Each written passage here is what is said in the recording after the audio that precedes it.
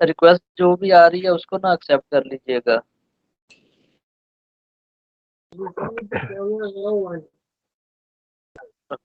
उसके बाद हमने जाना है लॉजिस्टिक जर्नल में। उसके बाद हमने जाना है मटेरियल मास्टर में। अच्छा ना, यहाँ पे मैंने बताया था कि ये फील्ड जितनी भी है ना, आपकी अंडरस्टैंडिंग के लिए मैंने ये टॉपिक बताए थे आपको। इंडस्ट्री ऑलरेडी डिफाइन है, जो डिफाइन है वही आप लोगों ने वहाँ पे यूज करनी है। इसके बाद नेक्स्ट हमने जाना था बेसिक सेटिंग में। बेसिकली ना यहाँ पे हमने आना था, कंपनी कोड को मटेरियल मैनेजमेंट के साथ नहीं करना था। अच्छा, ये एफआई यूजर हैं कोई, उन्होंने चले कोई नहीं, लॉग किया वर्क कर रहे होंगे। जी अब सर, ना यही स्टेप है ना जहाँ पे अटक यहाँ पे हुए थे सर्च हम। कर रहे हैं, करते थे NT10। ठीक है, NT10 ऑलरेडी असाइन है यहाँ पे। तो आप लोगों की कंपनी कोड क्या है वो तो आप लोगों ने यूज ही नहीं करने ना, आपने सिर्फ NT10 ही यूज करना है। ये मैंने आपको कल भी बताया था, मतलब कि सैटरडे को भी, कि आप सिर्फ वही यूज करें NT10 को ही, और उससे नेक्स्ट वर्किंग आप अपनी करें स्टार्ट। ठीक है सर।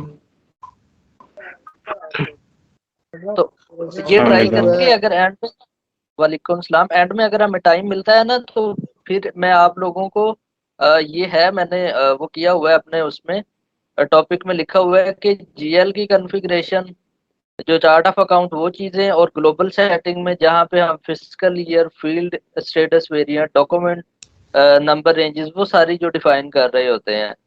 मीन के फील्ड स्टेटस वेरिएंट कंपलसरी होता है, लेजर की सेटिंग है, उसके बाद physical year variant, open and close posting period, और GL के अंदर हमारा होता है ये डाटा, मास्टर डाटा में chart of account, account group, retain earning, फिर GL में हम GL क्रिएट कर रहे होते हैं। तो ये चीजें ना लास्ट में अगर टाइम मिलता है तो एक सेशन रखेंगे, उसमें ये चीजें एक बार कवर करवा दूंगा मैं आप लोगों को, ताकि इसकी अंडरस्टैंडिंग हो जाए आप लोगों को,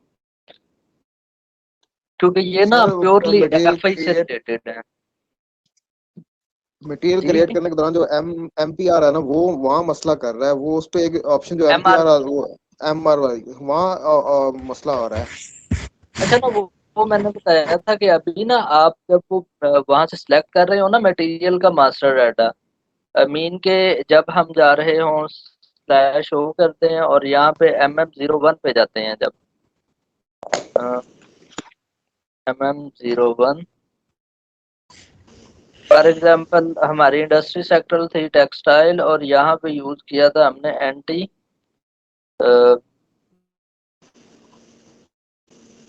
मटेरियल NT10।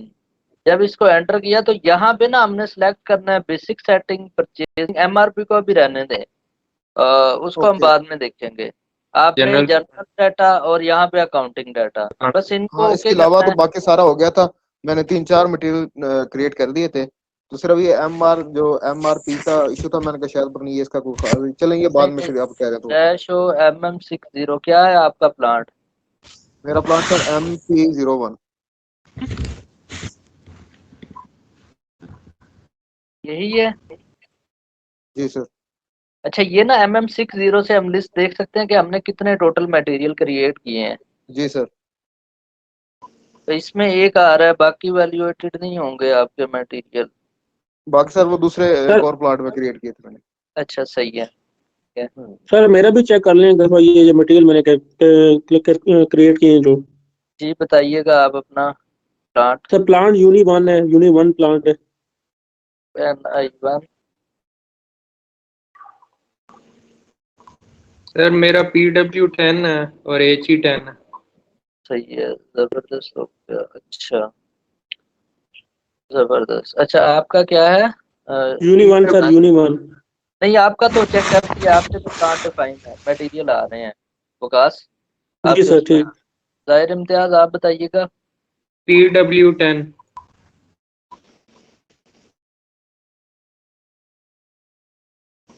जी यही है। सही है, ठीक है।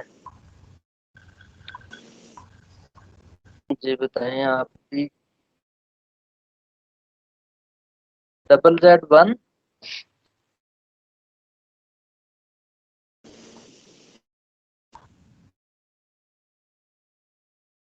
सही है, जबरदस्त। अच्छा ना जी। हम्म।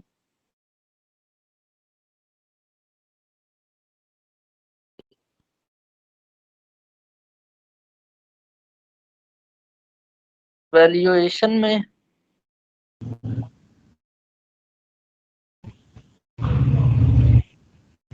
एक, एक अच्छा। अच्छा रिजवान भाई, ये जो इतने जीरो साथ आ रहे थे, इसका कोई है ऐसा कि मतलब वो सिर्फ जहाँ से फिगर शुरू हो रहा है वही है? क्योंकि जब हमने वेंडर क्रिएट किया तो उसमें पिछले वाले जीरो नहीं आते, लेकिन यहाँ आ रहे होते हैं। अच्छा ना, इसमें हमारे पास एक सेटिंग होती है, वहां से ना हमने जितने डिजिट यूज करने हैं ना तो हम वो यूटिलाइज कर रहे होते हैं। जी। लेकिन ना उस सेटिंग में फिर ये होगा कि वो सब के लिए वो ही चलेगी। ठीक है। ठीक है। उसमें फिर इशू इशू ये होता है कि हम जो पहले की जितने भी नंबर रेंजेस डिफाइन है ना, उनमें इशू क्रिएट हो रहा होता है। अब वहां पे ना हम यूज कर सकते हैं कि हमने टोटल कितने डिजिट यूटिलाइज करने हैं। अभी चले भी जाते हैं उधर।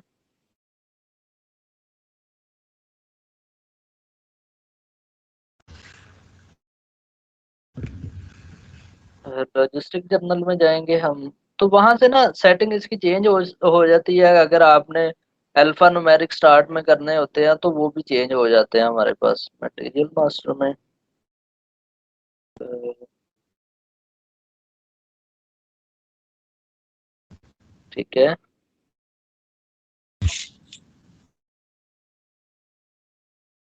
बेसिकली ना उसमें सेटिंग ऐसी हुई हुई है ना यहाँ पे। अब तो एक यहाँ पे टैब आता है। नहीं नहीं, इसका कोई इशू नहीं है। ये कोई इशू नहीं है ऐसा ज्यादा सा ना। ये तो एक बैकएंड पे सेटिंग हुई हुई है, वहां से वो ऑलरेडी उठा रहा होता है। अच्छा ये देखिए, define output format number range. अब यहाँ पे लेंथ कितनी लिखी हुई है, 18। मैक्सिमम 40 तक हो सकती है। ठीक है। अगर यहाँ पे आप 10 कर देंगे तो वो 10 ही स्टार्ट करेगा, 10 से लेके आगे वो यूज होगा। लेकिन यहाँ पे 18 इसीलिए यूज किया हुआ है कि ऑलरेडी नंबर रेंजेस डिफाइन है, तो फिर सर उनमें ये सबके लिए ना किधर एरर से आई है? क्रिएट करेगा। ये जी। विंडो किधर से आती है? ये विंडो को आप लोगों ने नहीं छेड़ना, इसमें कुछ नहीं करना आप लोगों ने। अच्छा। हाँ, इसमें आप लोगों ने कोई नहीं चेंजिंग करनी, क्योंकि ये ठीक सब है कोई सर। सेटिंग चेंज हो जाएगी। तो इसलिए ये मैं नहीं बता रहा था, आप लोगों ने पूछा है तो मैंने बता दिया कि यहाँ से ना हम चेंज कर सकते हैं, लेकिन इसको आप लोगों ने यूज नहीं करना। जो स्टैंडर्ड है बस वही क्या? 18 वाला ही यूज करें। ठीक हो गया सर, इंशाल्लाह नहीं करेंगे। हाँ, ये वैसे आती है यहाँ से बेसिक सेटिंग। और बेसिक सेटिंग में है यहाँ पे define output format for material number. तो अगर यहाँ पे आपने उसका फॉर्मेट यूज करना है टेम्पलेट, जैसे कि पहले दो हम यूज करते हैं अल्फा न्यूमेरिक और फिर आगे डिजिट यूज कर रहे हैं, तो वो भी यहाँ से हम सेटिंग कर सकते हैं। वो हम पे डिपेंड है, या कस्टमाइजेशन कैसे करनी है किसी भी ऑर्गेनाइजेशन ने, तो वो यहाँ से चेंज हो रहा होता है सब कुछ, लेआउट वगैरह ना। अच्छा, कल हम बेसिकली जो लास्ट क्लास थी उसमें हम डिफाइन कर रहे थे, वेंडर क्रिएट कर रहे थे। उसकी बैकएंड कॉन्फ़िगरेशन हमने कर ली थी, और हम जब वेंडर पे थे तो वहां पे हमारा वेंडर नहीं क्रिएट हो रहा था। अच्छा, वेंडर को ना क्रिएट करने के लिए हमारे पास तीन पाथ होते हैं जहां जहां से हम वेंडर क्रिएट कर सकते हैं। एक होता है हमारे पास FK01। FK01 क्रिएट के लिए है, FK02 चेंज के लिए है, और FK03 डिस्प्ले के लिए है। अच्छा, ये जब हम FI के अंदर वेंडर क्रिएट कर रहे होंगे तो वहां पे ये यूज होगा, FK01 के थ्रू हम वेंडर क्रिएट कर सकते हैं। अभी हम स्क्रीन में चले भी जाते हैं ताकि आप लोगों को इस चीज का अंडरस्टैंडिंग हो जाए। एक पहले हम देखते हैं कि FK01 से क्या स्क्रीन शो होती है। तो ये स्क्रीन पे क्या चीजें आ रही हैं, सबसे पहले वेंडर ये ऑटोमेटिकली पिक करेगा, और उसके बाद आ रहा है company code. Basically company code use होता है हमारे FI के पॉइंट ऑफ व्यू से। और थर्ड जो है, हमने अकाउंट ग्रुप डिफाइन किया है, वो यूज होता है। ये व्यू है किसके लिए, जब हम FI के अंदर वेंडर क्रिएट कर रहे होते हैं तो उसका टी कोड है FK01। सेकंड है अगर मटेरियल मैनेजमेंट में मीन के परचेज ऑर्गेनाइजेशन के साथ लिंक हो तो उसका टी कोड है MK01। ये के पॉइंट ऑफ व्यू से जब हम वेंडर क्रिएट कर रहे होंगे। MK02 चेंज के लिए और MK03 है हमारा डिस्प्ले के लिए। अब इस टी कोड को यूटिलाइज करके देखते हैं कि इस पे क्या स्क्रीन आती है और इन दोनों को कंपैरिजन कर लेंगे। यहाँ पे आएंगे /O और MK01, इसको एंटर प्रेस करेंगे। अब इस स्क्रीन में और पहले वाली स्क्रीन में क्या डिफरेंस है, यहाँ पे कौन कौन से आ रहे हैं, सबसे पहले वेंडर और फिर यहाँ पे क्या हो गया, परचेज ऑर्गेनाइजेशन आ रहा है। लेकिन जो इससे पहली स्क्रीन थी हमारे पास, इसमें क्या आ रहा था, कंपनी कोड आ रहा था। तो बेसिकली ये एफ और एक होता है सेंट्रली हमने क्रिएट करना होता है तो उसके लिए यूज होता है XK01। ये इसमें FI और MM दोनों के पॉइंट ऑफ व्यू से हम वो क्रिएट कर रहे होते हैं। अच्छा, अभी जो भी हमारे पास उसमें आते हैं इनविटेशन में तो उसको एक्सेप्ट कर लीजिएगा आप लोग। ये है FI और MM दोनों के पॉइंट ऑफ व्यू से हमारे पास जब भी हम वेंडर क्रिएट करेंगे तो यूज करेंगे हम XK01 क्रिएट के लिए, उसके बाद XK02 चेंज के लिए और XK03 हमने करना है डिस्प्ले के लिए। अब इस स्क्रीन पे जाते हैं XK03 पे। अच्छा, रिकॉर्डिंग हो रही है। तो अब यहाँ पे हमने जो थर्ड है व्यू वो देख लेते हैं /O XK01। अब इस व्यू में क्या डिफरेंस आया, सबसे पहले वेंडर कंपनी कोड आ गया, परचेज ऑर्गेनाइजेशन भी आ गया। बेसिकली ये किसके लिए यूज होता है, हमने जब एक वेंडर का मास्टर डाटा क्रिएट करना है उसका लिंक कंपनी कोड के साथ भी होगा और उसका लिंक परचेज ऑर्गेनाइजेशन के साथ भी होगा। ठीक है, ये तीनों कोड्स हैं जो डिफरेंट यूज होते हैं और तीनों में ये मेन डिफरेंस है इनके अंदर। अच्छा, और BP वो सेंट्रलाइज के लिए यूज करते हैं, उसके अंदर हमने कोई भी कस्टमर क्रिएट करना है या वेंडर क्रिएट करना है मीन के वहां पे सब के सब BP रोल्स आ रहे होते हैं। अभी हम उस स्क्रीन पे भी चले जाते हैं, फॉर एग्जांपल /O BP। ये कह रहा है कि अच्छा मैक्सिमम कितनी स्क्रीन हम इसमें ओपन कर सकते हैं, 6 स्क्रीन एट अ टाइम हम ओपन कर सकते हैं एक ही उस पे। ठीक है, वर्किंग करते हुए /N और BP। सर अब ये हम BP और XK01 में क्या डिफरेंस है, हम वेंडर BP पेपर भी बना रहे हैं। हाँ मैं बताता हूँ। बेसिकली जब BP आता है ना बिजनेस पार्टनर, वो यूज कर रहा होता है हमारे जितने भी बिजनेस पार्टनर हमने क्रिएट करने हैं, चाहे वो हमारे कस्टमर हो, चाहे वो हमारे वेंडर हो, चाहे हमारे वो एम्प्लॉइज हो, तो वो सबको क्रिएट करने के लिए जो जर्नलाइज यूज होता है वो हमारा BPT कोड एक यूज होता है बिजनेस पार्टनर के नेम से। अब देखिए इसमें ये सारे BP रोल्स यूज हो रहे हैं। ठीक है, लेकिन जो हमारा MK01 होगा उसमें हमारा यूज होगा FLVN001 और जो FI के पॉइंट ऑफ व्यू से होगा मीन के जो FK01 है वहां पे BP रोल हमारा यूज होगा FLVN00। और जो हमारा है XK01 तो वो दोनों BP रोल को यूटिलाइज कर रहा होता है, वो दोनों को यूज कर रहा होता है। और यहाँ पे क्या है कि जो BP में जर्नलाइज हमने कोई भी वेंडर क्रिएट करना है तो वो टी कोड यूज होता है हमारा उसके थ्रू, BP के थ्रू। तो हम ये है कि BP के थ्रू एक एरर आ रहा था हमारे पास, तो हम जो वेंडर अपना क्रिएट करेंगे वो क्रिएट करते हैं XK01 से।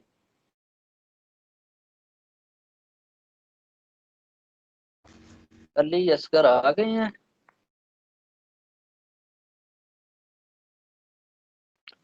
सही है।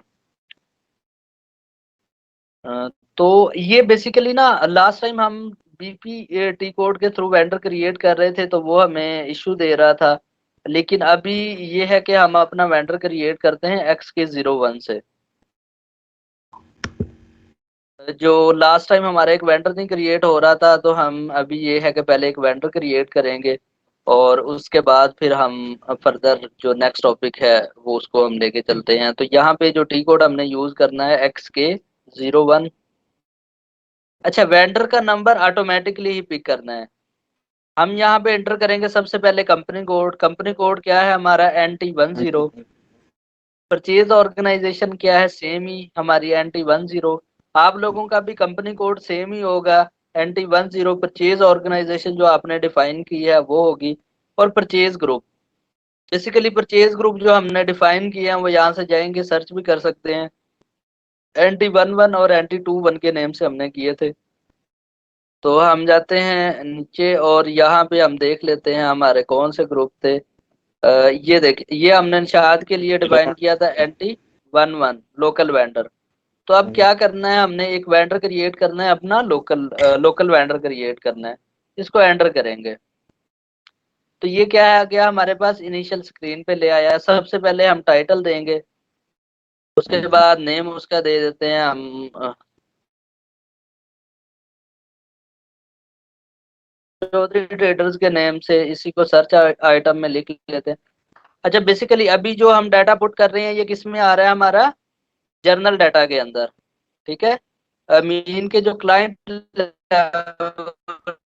डाटा हमारा सेव होता है ये उसमें आ रहा है। ठीक है, इसमें हम यहाँ पे अपना पोस्टल कोड एंटर करेंगे, सिटी एंटर करेंगे और उसके बाद हम यहाँ पे कंट्री। ये मेन स्क्रीन है। बाकी अगर आप यहाँ पे बाकी डाटा पुट करना चाहें तो वो नीचे कर सकते हैं। एड्रेस कंप्लीट दे सकते हैं, language, telephone number, mobile phone, ये सब।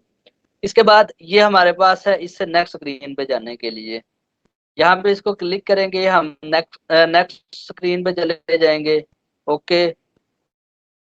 अच्छा, वो कह रहा है कि ये ना सेम नेम से हमारे पास यूटिलाइज हो रहा है, तो हम क्या करते हैं, यहाँ पे चेंज करते हैं।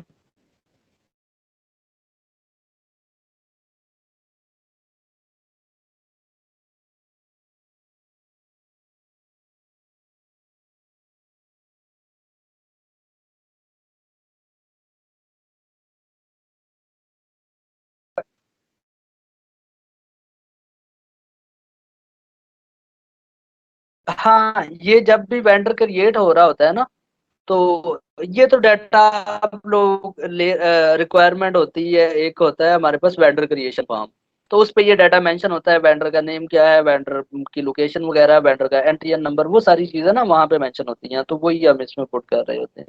बेसिकली ये काम है एंड यूजर का। एंड यूजर जब वेंडर का मास्टर डाटा क्रिएट कर रहा होता है तो ये उस वक्त के काम है, वो ये चीजें फिल कर रहा होता है। इसके बाद यहाँ से जाएंगे नेक्स्ट स्क्रीन पे। अच्छा, बेसिकली ये जो डाटा है ये हमारे पास अगर हमारे पास एक होता है कि मोस्टली वेंडर हमारे वो वेंडर भी होते हैं और कस्टमर भी होते हैं, दोनों ही काम कर रहे होते हैं। तो अगर वो सीन होगा, कस्टमर के साथ हमारा लिंक होगा, तो हम यहाँ पे कस्टमर नंबर लिखेंगे। नहीं तो हमें यहाँ पे चीजें पुट करने की जरूरत ही नहीं है। इससे हम नेक्स्ट स्क्रीन पे जाते हैं। अब बेसिकली अगर उसके बैंक की डिटेल है, उसका नेम, उसके बैंक की डिटेल्स वगैरह, वो सारी हम क्या कर रहे होते हैं, इस स्क्रीन पे फिलअप कर रहे होते हैं। तो अभी हमारे पास कोई नेक्स्ट जाते हैं।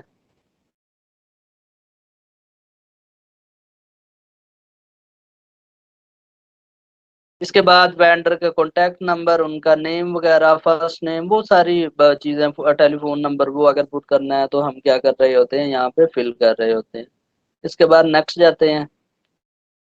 अच्छा, ये बेसिकली हमारा क्या आ गया, यहाँ पे देखें ये आ रहा है हमारा कंपनी कोड। ये कंपनी कोड डाटा आ गया। अब मीन के FLVN00 पे जो स्क्रीन आनी थी वो क्या हो रही है, अब यहाँ पे आ रही है। और ये डाटा कहाँ पे सेव हो रहा है, हमारे कंपनी कोड के साथ इसका लिंक क्रिएट हो रहा है।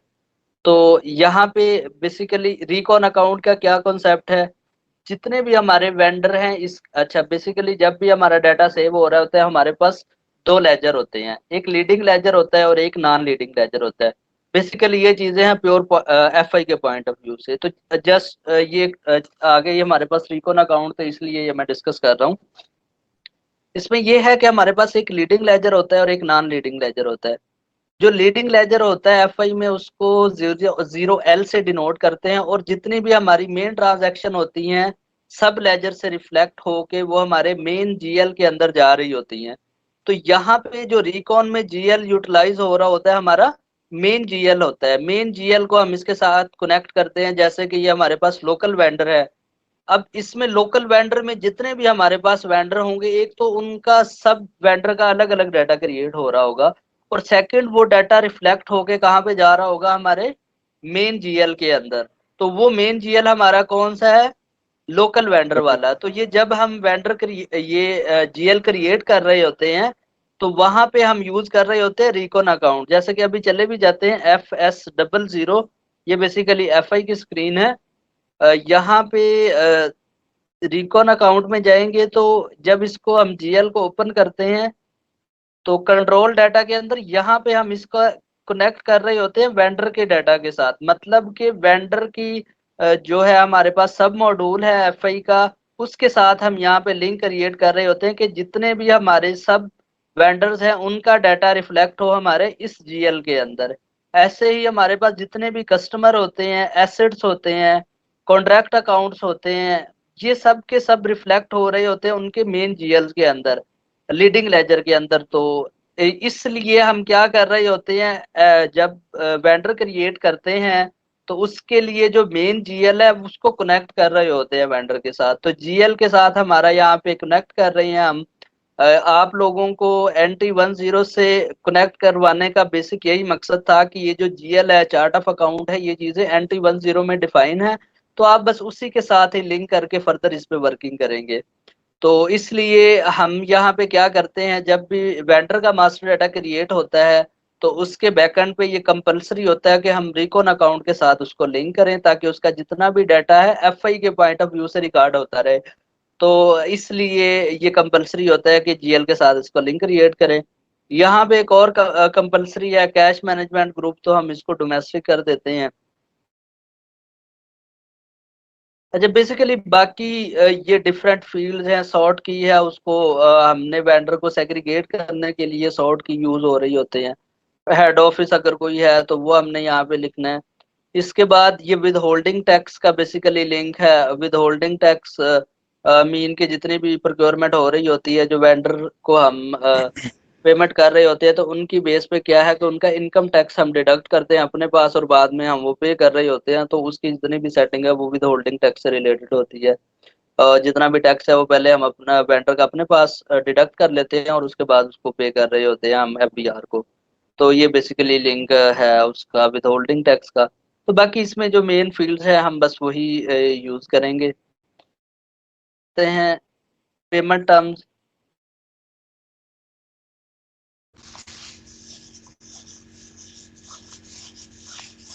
अच्छा बेसिकली पेमेंट टर्म्स का क्या लिंक है, ये हम पेमेंट टर्म्स क्रिएट भी कर लेते हैं जो ऑलरेडी डिफाइन है।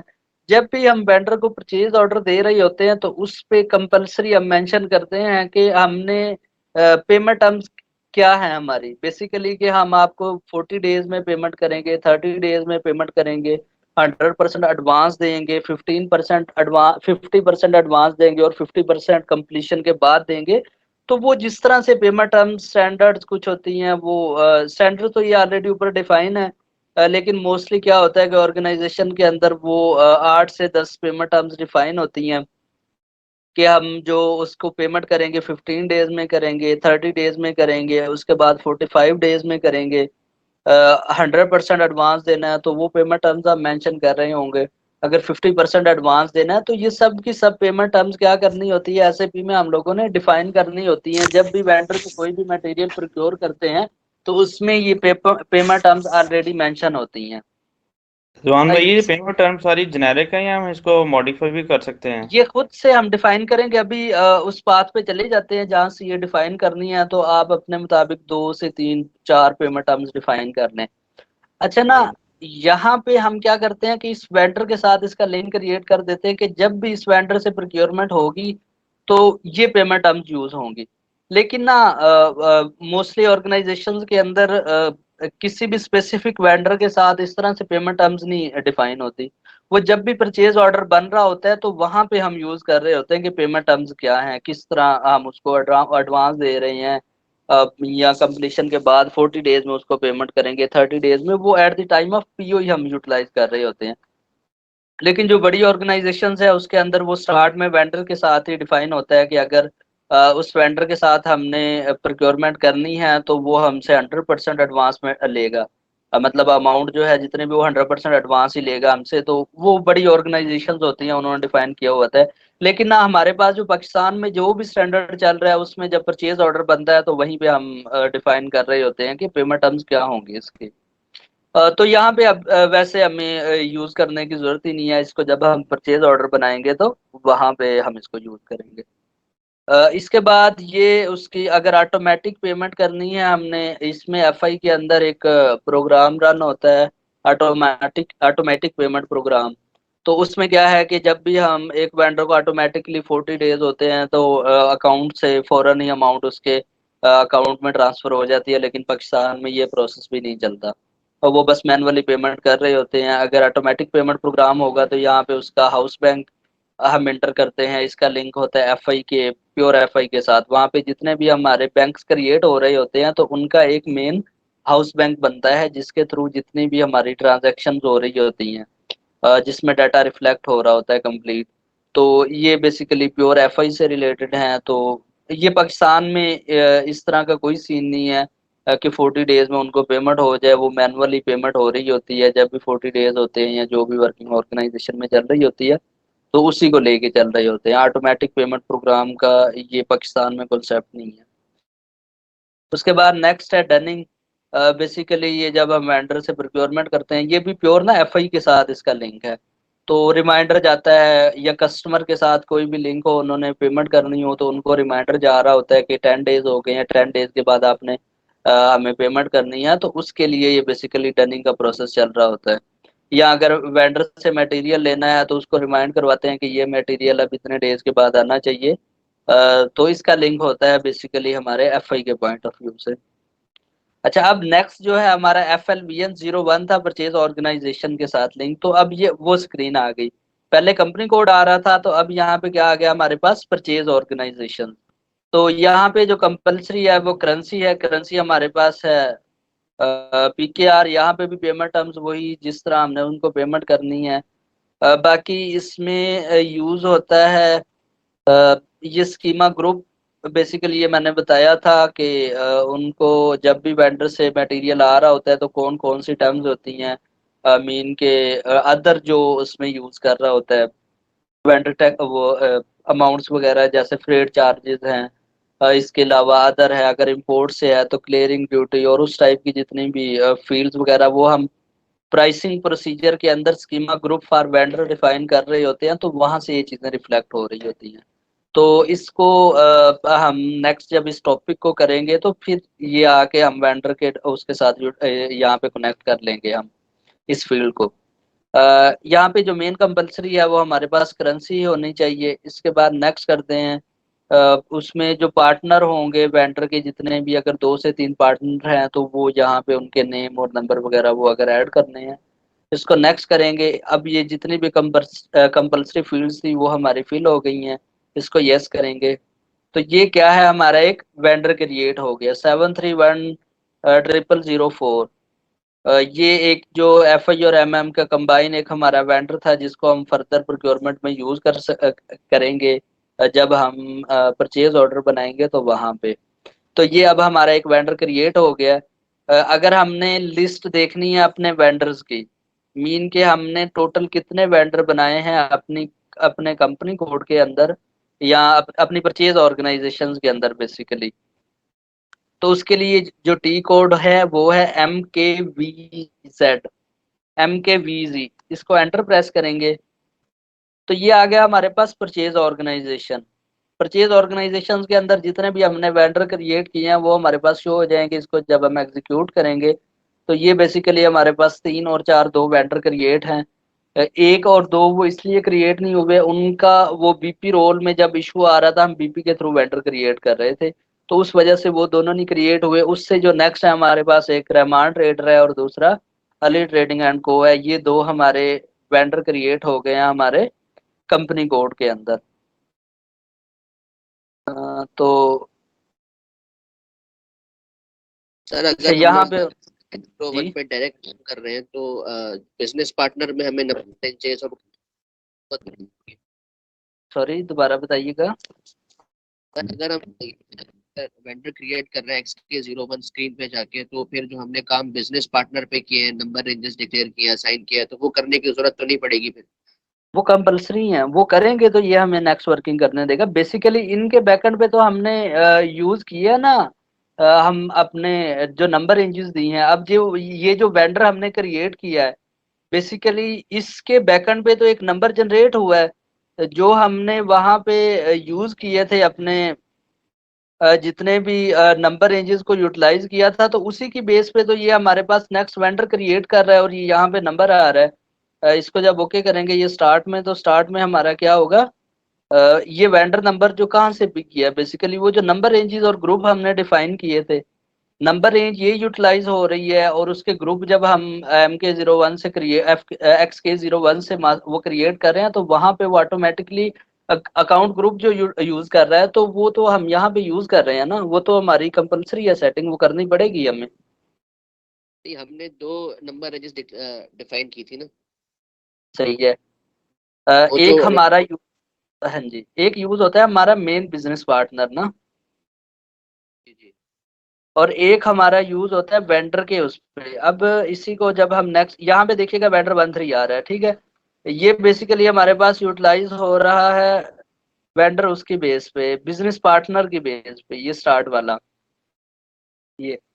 और जो नेक्स्ट हम जाते हैं, ये हमारे पास यूज हो रहा है जब हमने उसके अंदर वेंडर में जो ग्रुप्स बनाए थे और बिजनेस पार्टनर से पहले वाली जो सेटिंग की थी हमने, वहां पे जो नंबर रेंजेस डिफाइन की थी, बेसिकली हमने नंबर रेंजेस उनके लिए सेम यूज किए थे ना, दोनों के लिए 7310003 से।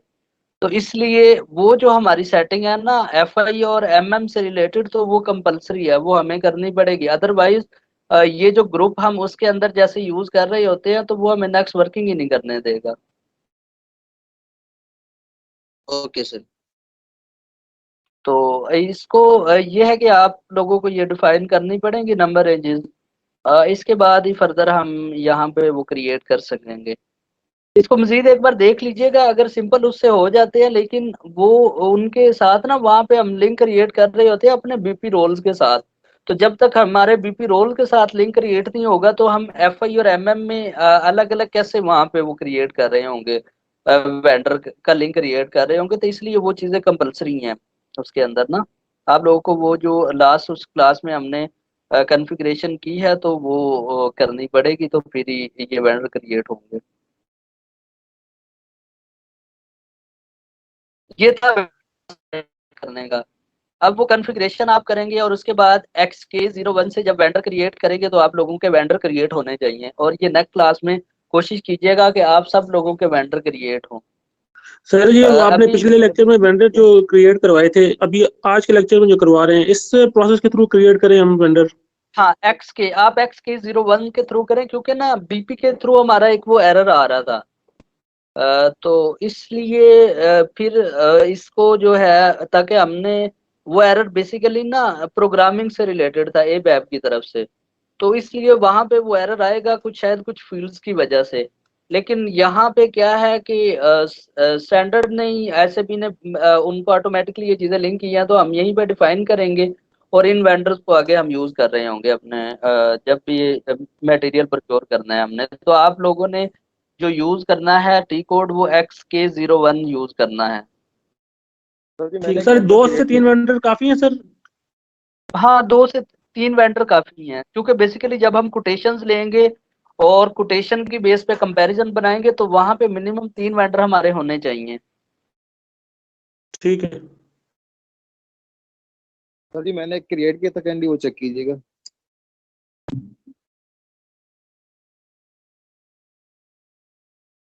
दिखाई चेक कर लेते हैं। MYPO है।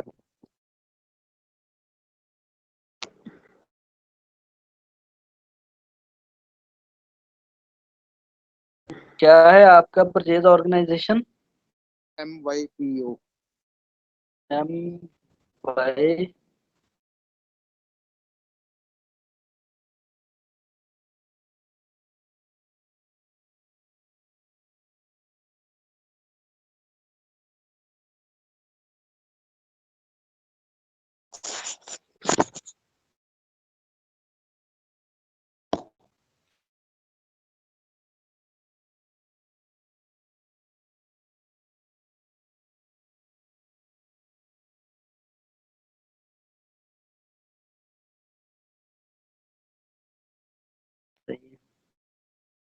ये किस टी कोड से किया था? यहाँ पे करेंसी ऐड करनी है।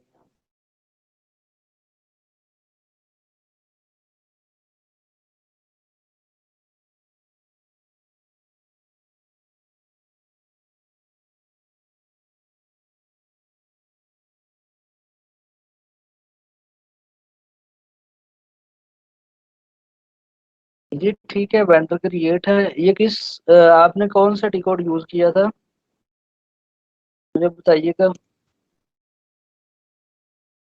आवाज आ रही है?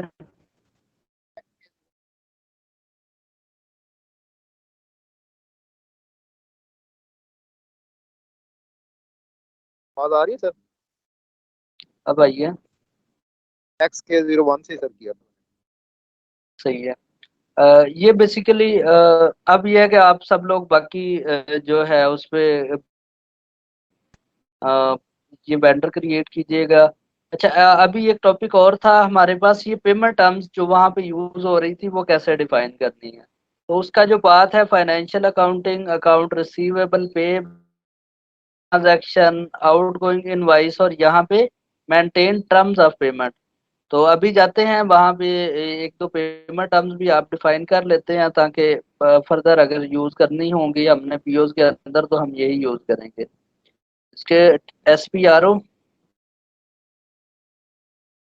SAP reference IMG। उसके बाद हमने जाना है फाइनेंशियल अकाउंटिंग न्यू में। उसके बाद हमने जाना है अकाउंट रिसीवेबल पेएबल में। इसके बाद फिर हमने जाना है बिजनेस ट्रांजैक्शंस में। उसके बाद हमने जाना है outgoing invoice and credit memos में। और यहाँ पे आ रहा है हमारे पास मेंटेन टर्म्स ऑफ पेमेंट, इसको क्लिक करेंगे तो ये डिफरेंट जो ऑलरेडी डिफाइन है, कुछ ऐसे भी की स्टैंडर्ड्स हैं जो मोस्टली ऐसे भी वो बता रहा होता है कि अगर 10 डेज में होगी तो हमें 5% डिस्काउंट मिलेगा, 15 डेज में होगी तो 2% डिस्काउंट मिलेगा, वो मोस्टली यूज हो रहा होगा। तो हम यहाँ पे क्या करेंगे, लास्ट में चले जाते हैं, जैसे AZMP, ये आप में से किसी ने डिफाइन की है?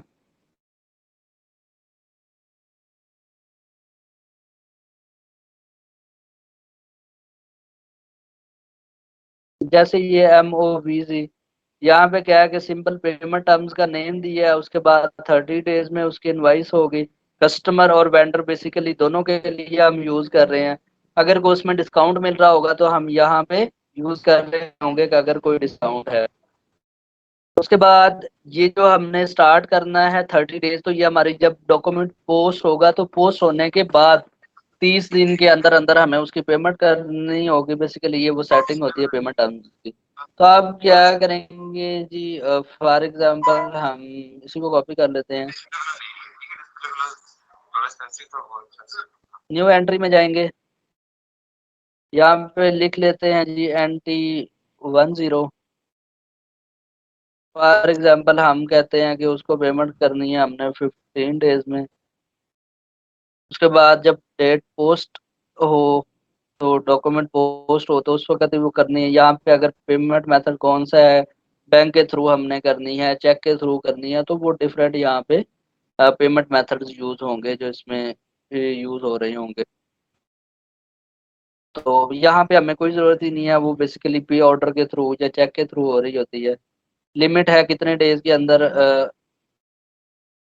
अच्छा यहाँ पे days limit,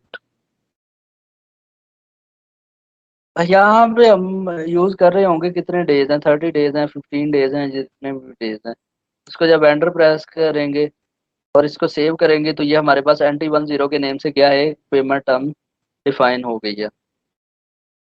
FICO company code, ये पता नहीं कौन मेरे उसमें चीजें डिफाइन करता रहे। तो ये एक पेमेंट टर्म्स हमारी डिफाइन हो गई है। यहाँ पे आप डिफाइन कर सकते हैं 50% इन एडवांस, 100% इन एडवांस, वो चीजें जैसे भी आप लोग डिफाइन करना चाहें तो खुद से ही हम पेमेंट टर्म्स यहाँ पे डिफाइन कर सकते हैं इसमें।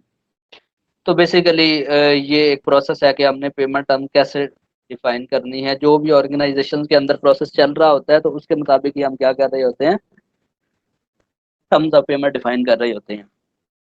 तो ये डिफाइन करने के बाद जो एफआई की मेन जो कॉन्फ़िगरेशन और बैकएंड चीजें थी वो यही थी, मेन के वेंडर के अकाउंट ग्रुप और उनकी असाइनमेंट और उसके बाद वेंडर का मास्टर डाटा।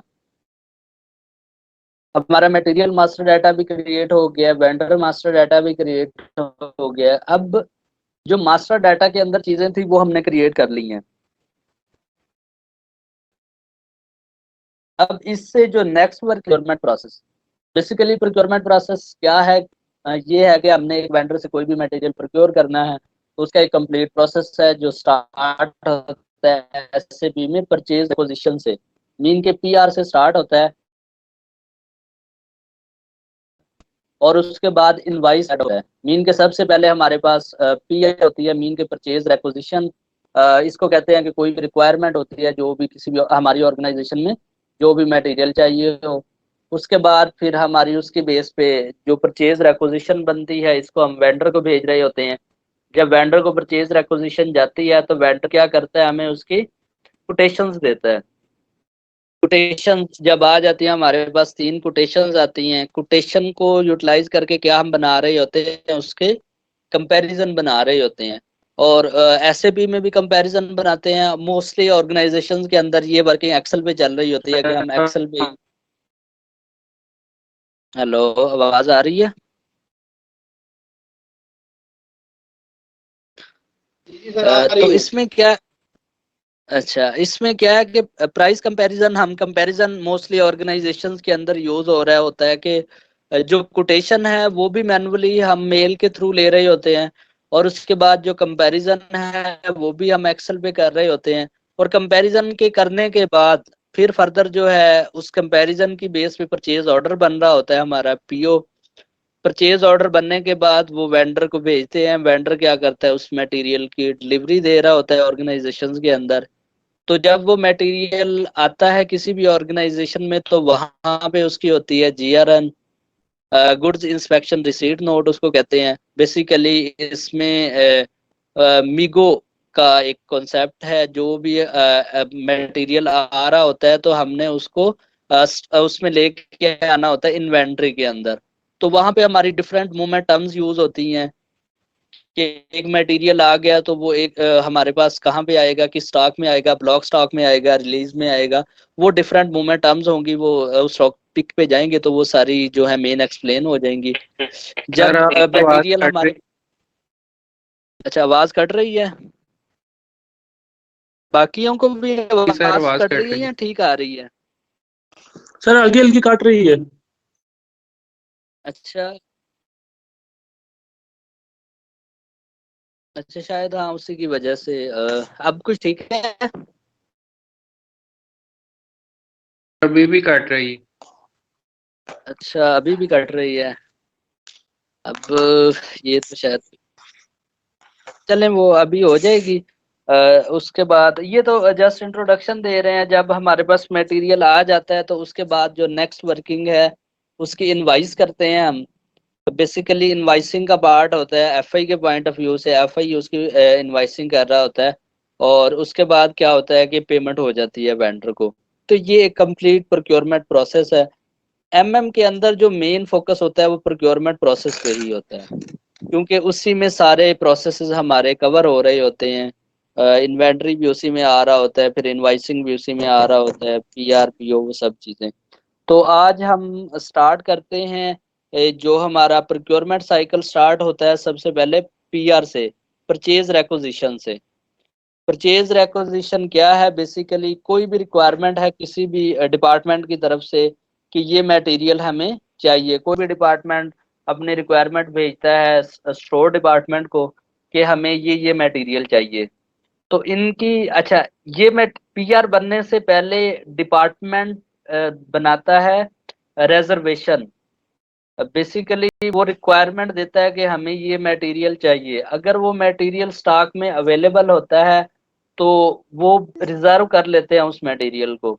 अगर वो स्टॉक में अवेलेबल नहीं है तो वो नेक्स्ट वर्किंग क्या होती है कि उसको जो है स्टोर डिपार्टमेंट पीआर जनरेट कर रहा होता है, परचेज रेक्विजिशन, और वो परचेज प्रोसेस में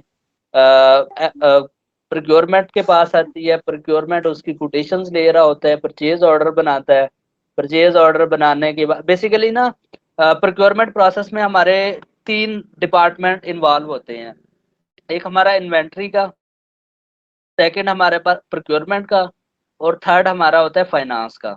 अब इसमें सबसे पहले है कि इन्वेंट्री का डिपार्टमेंट इन्वॉल्व होता है। जो परचेज रेक्विजिशन वो हमारा इन्वेंट्री का जो है डिपार्टमेंट वो क्रिएट कर रहा होता है। और मोस्टली ऑर्गेनाइजेशंस के अंदर जो है हमारा प्रोक्योरमेंट और इन्वेंट्री एक ही होता है। जहाँ पे छोटा सेटअप होता है तो वहाँ पे क्या करते हैं, इनको कंबाइन ही किया हुआ होता है। लेकिन जो बड़ी ऑर्गेनाइजेशंस हैं तो वहाँ पे क्या होता है कि इन्वेंट्री मैनेजमेंट, एक इन्वेंट्री का अलग से डिपार्टमेंट होता है और प्रोक्योरमेंट का एक अलग से डिपार्टमेंट होता है जो अपनी वर्किंग परफॉर्म कर रहा होता है। तो बेसिकली ये स्टार्ट होता है कि कोई भी एंड यूजर कहता है कि हमें ये मटेरियल चाहिए, वो क्रिएट करता है रेजर्वेशन। रेजर्वेशन जाती है स्टोर के पास।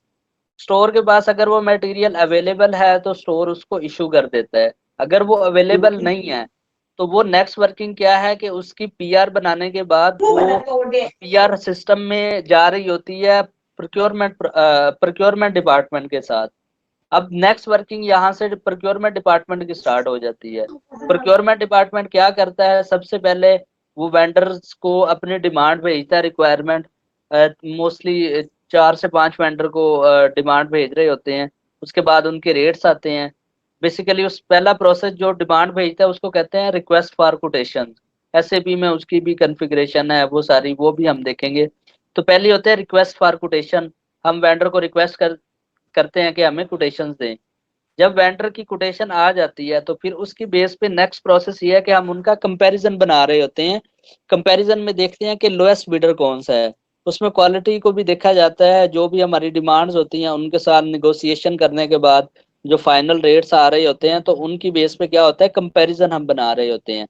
अब कंपैरिजन में जो हमारा लोएस्ट बिडर होता है उसको हम इशू कर देते हैं अपना परचेज ऑर्डर।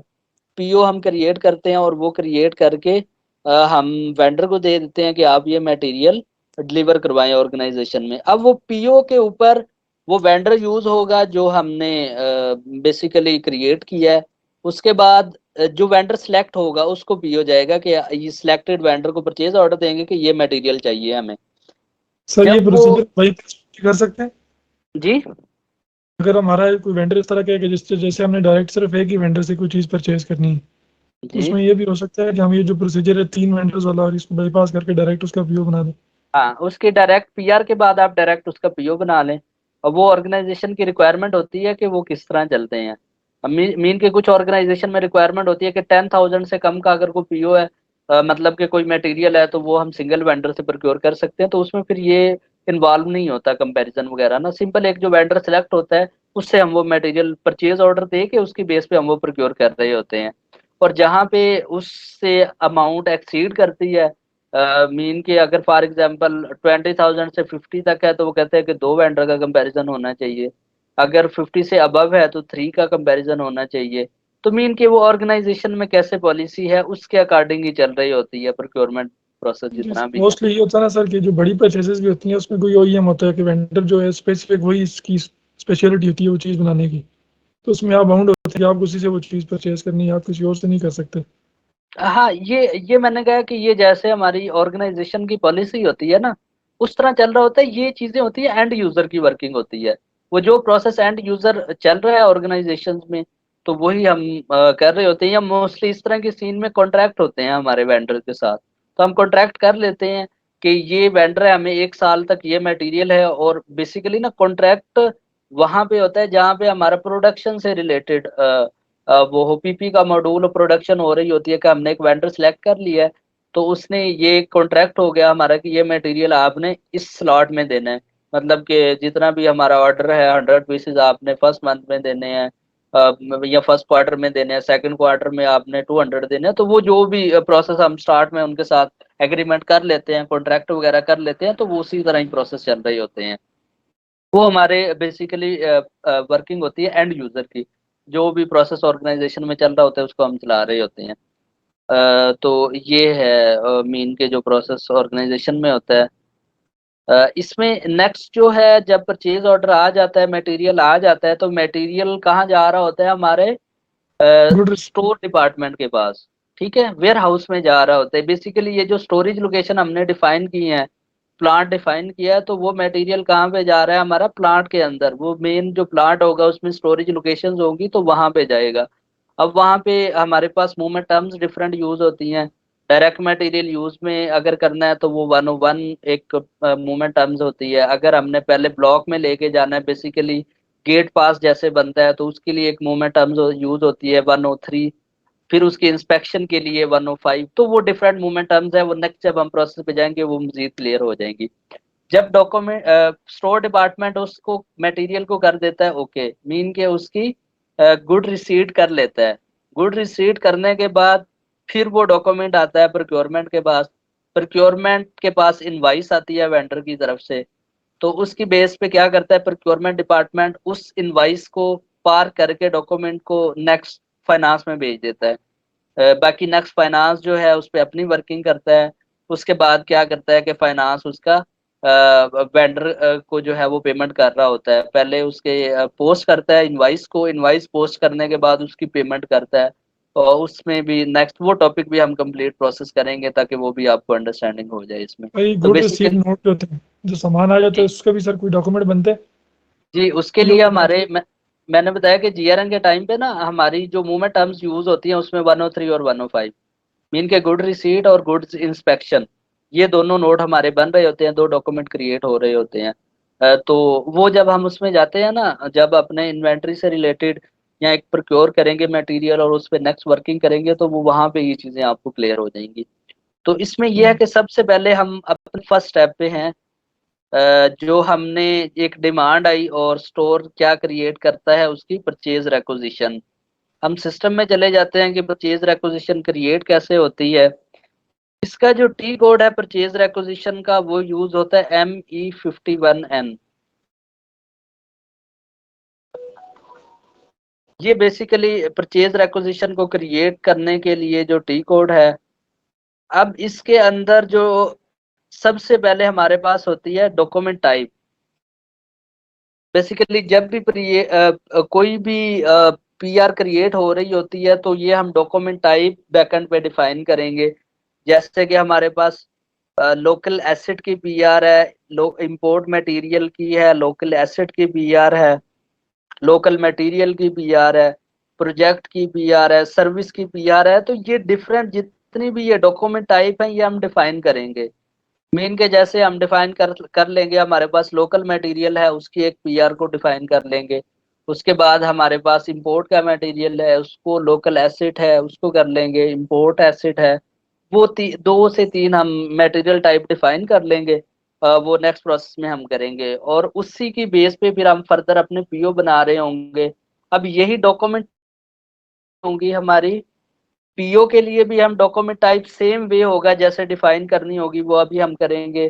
पीआर के लिए भी सेम है, कॉन्ट्रैक्ट के लिए भी सेम है, रिक्वेस्ट फॉर कोटेशन के लिए भी सेम ही प्रोसेस है। जो हम डिफाइन कर रहे होंगे वो भी जाते हैं तो हम उस पर डिफाइन कर लेंगे। सबसे पहले हमने क्या डिफाइन करनी है document type. Document type define करने के बाद ये जो हमने मटेरियल यूज किए हैं तो वो यहाँ पे नंबर आ रहा होगा हमारा material. Short text automatically use होगा। उसके बाद इनकी क्वांटिटीज हैं और ये डिफरेंट फील्ड्स हैं जितनी भी यहाँ पे यूज हो रही हैं ये सब की सब फील्ड्स। तो जैसे हमारे पास बाकी जगह पे मैंने बताया था कि फील्ड रेफरेंस होता है तो ऐसे ही मटेरियल की पीआर के लिए भी ऐसे ही फील्ड्स होंगी। वो अभी देखते हैं हम क्या आती हैं हमारे पास। अब उसके बाद नेक्स्ट है ये हमारे पास पीओ किस टाइप का होना, पीआर किस टाइप की है, स्टैंडर्ड है, कंसाइनमेंट है, सब कॉन्ट्रैक्टिंग है, सर्विस की पीआर है, थर्ड पार्टी है। तो ये बेसिकली हम कस्टमाइज भी कर सकते हैं कि हम चाहते हैं कि जब हम पीआर बनाएं तो सिंपल हमारे पास स्टैंडर्ड ही आए, ये सर्विस की पीआर बनानी है तो सिर्फ सर्विस ही आए। तो इसको कैसे हमने यूज करना है, कस्टमाइज करना है, ये भी सेटिंग देख लेते हैं। बाकी इसमें आइटम इंटरवल्स यहाँ पे होता है आइटम का। बेसिकली कि एक आइटम से नेक्स्ट आइटम मोस्टली यूज होता है 1 2 3 4 5 या 10 20 30 40 या 5 10 15 एक इंटरवल यूज कर रहे होते हैं कि एक आइटम से दूसरे आइटम के लिए। तो ये भी कैसे डिफाइन करना है वो जब हम इसकी कॉन्फ़िगरेशन करेंगे। बाकी फिर जब पीआर बनती है तो उसमें मटेरियल का डॉक्यूमेंट हम मतलब जो मटेरियल क्रिएट किया उसको यूज करेंगे यहाँ पे। क्वांटिटी कितनी है, unit of measure automatically pick करेगा, डिलीवरी डेट कब तक वो डिलीवर करवाना है, मटेरियल ग्रुप ये ऑटोमेटिकली पिक कर रहा होगा, प्लांट हमारा किस प्लांट से हमने मटेरियल लेना है, स्टोरेज लोकेशन क्या है।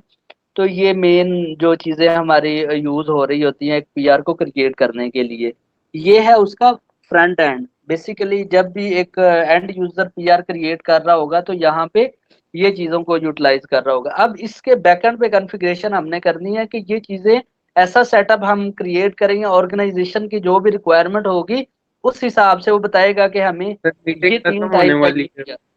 जी मीटिंग खत्म होने वाली है, वो 1 घंटा हो गया। चले दोबारा दोबारा आ जाते हैं मीटिंग से, लीव करके दोबारा मैं ज्वाइन रिक्वेस्ट भेजता हूँ आप लोगों को। जो हमने 4 से 5 तक topic बताए। उसके बाद नेक्स्ट हमारा मटेरियल मास्टर, मतलब जो मास्टर डाटा में हमने मटेरियल मास्टर और वेंडर मास्टर क्रिएट किया है। इसका ना एक और है सर्विस मास्टर, वो एंड में हम एक कंप्लीट सर्विस से रिलेटेड करेंगे तो वो चीज़ें डिफाइन करेंगे वहाँ पे। इसके बाद है प्रोक्योरमेंट साइकिल। प्रोक्योरमेंट साइकिल में हमारी है पीआर वगैरह है, पीआर पीओ। उसके बाद जो है नेक्स्ट स्क्रीन में शेयर कर देता हूँ आप लोगों से।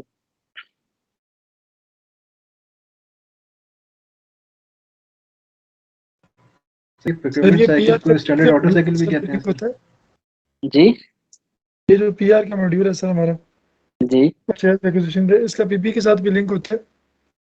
हम बेसिकली ना जब हम मटेरियल क्रिएट कर रहे हो, अब पीपी के थ्रू जो भी प्रोडक्शन एंड प्लानिंग के अंदर जो भी रिक्वायरमेंट होगी वो ऑटोमेटिकली स्टोर के पास जाएगी, स्टोर वहां से इशू करेगा। नहीं मटेरियल उनके पास होगा तो वो यहाँ के क्या है प्रोक्योरमेंट के साथ जाएगा, तो यही प्रोक्योरमेंट साइकिल वहाँ पे रन हो रहा होगा। असल में देखें सर इंडस्ट्रीज में ये होता है ना कि हमारे पास जैसे एक मोबाइल फोन हमने बनाना है तो उसमें 500 आइटम की बीपीओक्यू है हमारे पास, बिल ऑफ क्वांटिटीज है। तो ठीक है उसमें ये करते हैं कि वो ऑटोमेटिकली वहां से हम लोग उसकी पीआर जनरेट करते हैं, तो पूरा एक हमारा एंड जनरेट हो जाता है जो रिक्वायरमेंट होती है। उसमें वो खुद ही सेग्रीगेशन कर देता है कि ये लोकल के आइटम है, ये फॉरेन के हैं, ये कैश के आइटम्स हैं, ये जो स्पेसिफिक मैं आपको बता रहा था ना कि स्पेसिफिक वेंडर से कुछ चीज़ परचेज करनी है, कस्टमाइज आइटम है। उस तरह की ऑप्शन यहाँ पे सर पीआर में होना कि डायरेक्ट 1 क्लिक पे बंदा पीआर जनरेट कर ले उस प्रोजेक्ट की, जो पीपी के मॉड्यूल में हमारी बॉम्ब्स पड़ी होंगी। सही है। ये डॉक्यूमेंट टाइप सर जो आप बता रहे थे उसमें होगी ये ऑप्शन। अच्छा बेसिकली ना जब हम लिंक कर रहे होते हैं ना उसके साथ इंटीग्रेशन करेंगे अपने पीपी के मॉड्यूल के साथ, ठीक है, या हम लिंक कर रहे होते हैं हमारे इसके अंदर जो ना जितनी भी हमारी रिजर्वेशन क्रिएट हो रही है पीएम के मॉड्यूल्स में, जितनी भी हमारी वहां पे डिमांड्स होती है ना, तो जब उसकी इंटीग्रेशन कर रही हो ऑटोमेटिकली ही परचेज ऑर्डर जनरेट हो जाता है। ऑटोमेटिकली पीओ का यहाँ पे कॉन्सेप्ट है। जो भी डॉक्यूमेंट हैं आपके जब हम मटेरियल का मास्टर डाटा क्रिएट करते हैं, फॉर एग्जांपल यहाँ पे जाते हैं, बेसिक सेटिंग में जा रहे हैं, परचेजिंग में जाते हैं, तो बाद क्वांटिटी इसको ओके करते हैं। प्लांट है हमारा NT10 और स्टोरेज लोकेशन है हमारे पास N100, इसको एंटर करेंगे। सबसे पहले हम यहाँ पे फॉर एग्जांपल लिख लेते हैं कोई भी, ये रिक्वेस्ट एक्सेप्ट कर लीजिएगा। यूनिट ऑफ मेजर हम यहाँ पे यूज कर लेते हैं FT, और हमारा ये हम NT10 यूज कर लेते हैं। इसके बाद नेक्स्ट हम जाते हैं परचेजिंग में। अब जब उसके साथ लिंक होगा तो यहाँ पे आ रहा है ऑटोमेटिक पीओ। जब भी इस मटेरियल की डिमांड होगी तो वो ऑटोमेटिकली ही क्रिएट होगी रिजर्वेशन, तो वहां से ऑटोमेटिकली ये क्या पीओ क्रिएट हो जाएगा, ठीक है, उस डिमांड की बेस पे, उस रिजर्वेशन की बेस पे पीआर बनती है और पीआर की बेस पे पीओ बनता है।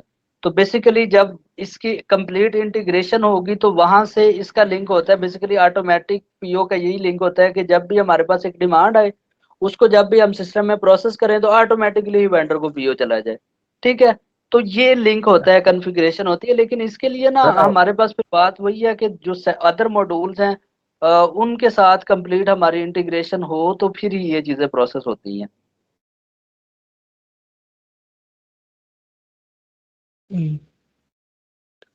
तो सिस्टम में इसकी अवेलेबिलिटी है, लेकिन अभी तो जो हमारा है वो वर्किंग तो हम कर रहे हैं एक ही मॉड्यूल पे अपने पे ना। आवाज आ रही है तो मेरी? जी आवाज आ रही है। सर ये हम जो एमआरपी रन करते हैं वहां से भी तो ऑटोमेटिकली ये पीओ वगैरह और परचेज ऑर्डर और प्रोडक्शन ऑर्डर जो होते हैं, ये वर्क ऑर्डर जो कहलाते हैं, ये जनरेट होते हैं वहां से भी? वहां से भी जनरेट होते हैं। जब ऑटोमेटिकली पीआर जन होती है तो ऑटोमेटिकली ही उसकी पीआर बन रही होती हैं। और पीआर की बेस पे अगर वो हमारे मटेरियल्स हैं और उनके ऑटोमेटिकली पीओ हैं तो वो जनरेट हो रहे होते हैं। तो पूरी प्लानिंग जो है वो एमआरपी पे, जैसे वैसे तो नॉर्मली ज़्यादातर एक्टिव वगैरह पे दूसरे सॉफ्टवेयर पे हो रही होती है, यहाँ पर तो एमआरपी सिंपली एक रन करते हैं, फोरकास्टिंग करेंगे, एमआरपी रन करेंगे, सही उसके है, बाद डालेंगे तो ऐसे ही पीओ होते वगैरह हैं। तो। ये बेसिकली ना उसका जो कंप्लीट लिंक होता है वो WM वेयर हाउस मैनेजमेंट के साथ लिंक होता है, ठीक है। उसमें हम कंप्लीट सेटिंग कर रहे होते हैं और वहां पे जब MRP रन करते हैं तो ऑटोमेटिकली क्या होता है कि जो भी हमारे मटेरियल्स होते हैं उनके ऑटोमेटिकली पीओ जनरेट हो जाती है, या उनकी पीआर जनरेट होने के बाद नेक्स्ट वो प्रोसेस में आ रही होती हैं। तो उसको हम MRP को ना मेन जो है उसको देखेंगे, मेन चीजें जो उसमें है वो डिस्कस कर लेंगे कि कौन कौन सी चीजें हैं, MRP ग्रुप क्या चीजें हैं, कौन से हैं वो सब चीजें। जब लास्ट में हम उस पे आएंगे ना उस टॉपिक पे MRP वाले पे, वो चीजें हम देख लेंगे उसमें, ठीक है। क्योंकि यहाँ पे हमारे पास जस्ट जो है मेन ओवरव्यू होगा, वो सारी चीजें देख लेंगे उसमें। अगर वो प्रोसेस इंटीग्रेशन हो जाती है उसकी तो फिर हम उसको MRP को रन करके देख लेंगे यहाँ पे। वो नेक्स्ट जब हम एंड पे जाएंगे अपने उस पे जो लास्ट में हमारा वेयर हाउस मैनेज उसमें आ रहा होता है हमारे पास इन्वेंट्री मैनेजमेंट, तो वहां पे हम उस टॉपिक को देख लेंगे। मोस्टली प्रोसेस ऐसा ही होता है कि हमारे पास एक पीआर ऑटोमेटिकली क्रिएट हो रही होती है MRP के थ्रू, और सेकंड पीआर जब रिक्वायरमेंट आती है किसी भी डिपार्टमेंट से, अगर पीएम का मॉड्यूल है तो पीएम के मॉड्यूल से रिजर्वेशन आती है, बेसिकली उसको डिमांड कहती है। या अगर पीपी का मॉड्यूल है तो वहां से भी वो एक डिमांड आ रही होती है उनके पास, स्टोर डिपार्टमेंट के पास। तो वो स्टोर डिपार्टमेंट अगर मटेरियल है इशू कर देता है, अगर नहीं है तो उसकी बेस पे ऑटोमेटिकली नेक्स्ट प्रोसेस है उसका पीओ वगैरह जनरेट होता है, और वेंडर के साथ हम वो मटेरियल प्रोक्योर कर रहे होते हैं वेंडर से।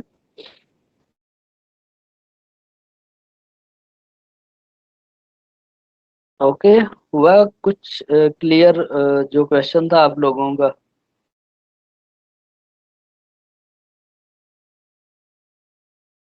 जी सर क्लियर है। बेसिकली अच्छा, ये थी हमारे पास एंड यूजर स्क्रीन पीआर की, परचेज रेक्विजिशन की। तो अब हम जाते हैं इसकी बैकएंड चीज़ों पे, उसको देख लेते हैं कि वो क्या क्या चीज़ें हैं और उसको स्टार्ट करते हैं कॉन्फ़िगरेशन उसकी। हम जाएंगे, टी कोड है SPRO। स्क्रीन सबसे शेयर हो रही है? सर हो रही। उसके बाद SAP रेफरेंस IMG। इसके बाद बेसिकली इसका लिंक है प्रोक्योरमेंट के साथ। तो हम जाएंगे यहाँ पे मटेरियल मैनेजमेंट में जाने के बाद फिर नेक्स्ट है हमारे पास परचेजिंग। अब वो कंजम्पशन बेस्ड प्लानिंग जो अभी MRP से रिलेटेड बात हो रही थी, तो जब हम टॉपिक पे जाएंगे तो यहाँ पे उसके नंबर रेंजेस ग्रुप वो सारी चीजें हम यहाँ पे डिफाइन कर रहे होंगे और वो वर्किंग करेंगे। फोरकास्टिंग से रिलेटेड वो यहाँ पे आ रहे हैं वो सारे टॉपिक ना, उसको देख लेंगे। यहाँ पे है हमारे पास परचेजिंग में जाएंगे। अब परचेजिंग के अंदर ये जो मेन चीजें हैं बताया था कि इसमें सबसे पहले स्टार्ट होता है परचेज रेक्विजिशन। परचेज रेक्विजिशन के बाद RFQ बनती है, RFQ की बेस पे कोटेशंस आ रही होती हैं, कंपैरिजन बनता है, उसकी बेस पे परचेज ऑर्डर बन रहा होता है हमारा। तो बेसिकली अब सबसे पहला स्टेप है हमारा पीआर का, परचेज रेक्विजिशन का। तो इसमें जाते हैं हम, इसमें डॉक्यूमेंट टाइप क्रिएट करेंगे अपने परचेज रेक्विजिशन की। सबसे पहले इसमें प्रोसेस क्या है कि डिफाइन नंबर रेंजेस। जो भी हमने पीआर जनरेट करनी है, जब भी एक पीआर जनरेट होती है तो उसका एक नंबर जनरेट होता है बेसिकली। तो वो नंबर कहाँ से आएगा? जो हम यहाँ पे नंबर रेंज डिफाइन करेंगे और फिर उस डॉक्यूमेंट टाइप के साथ उसकी असाइनमेंट करेंगे।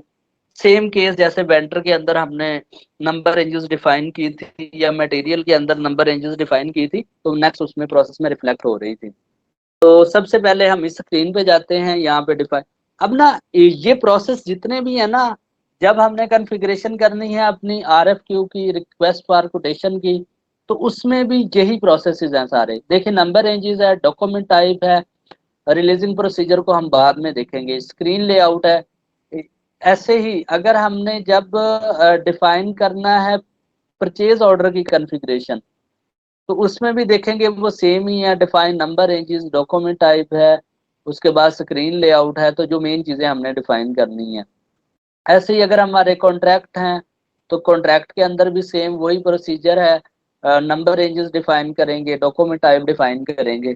तो ये कि स्टार्ट में इस पे थोड़ा सा ज्यादा टाइम लेंगे ताकि अंडरस्टैंडिंग हो जाए पीआर की, परचेज रेक्विजिशन में कैसे डिफाइन करते हैं। तो नेक्स्ट जब परचेज ऑर्डर में हम जाएंगे तो उन चीजों को हम, क्योंकि प्रैक्टिस हमारी होगी, एक बार चीजें डिफाइन की हुई होंगी तो उनको इजीली हम कर लेंगे।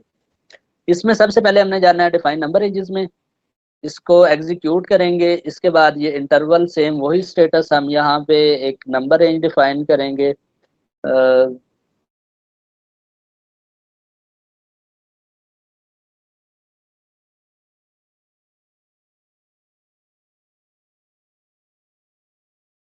अच्छा ये पहले एक डिफाइन थी तो मैंने उसको क्या किया, शॉर्ट कर दिया है 3 से लेके 199 तक।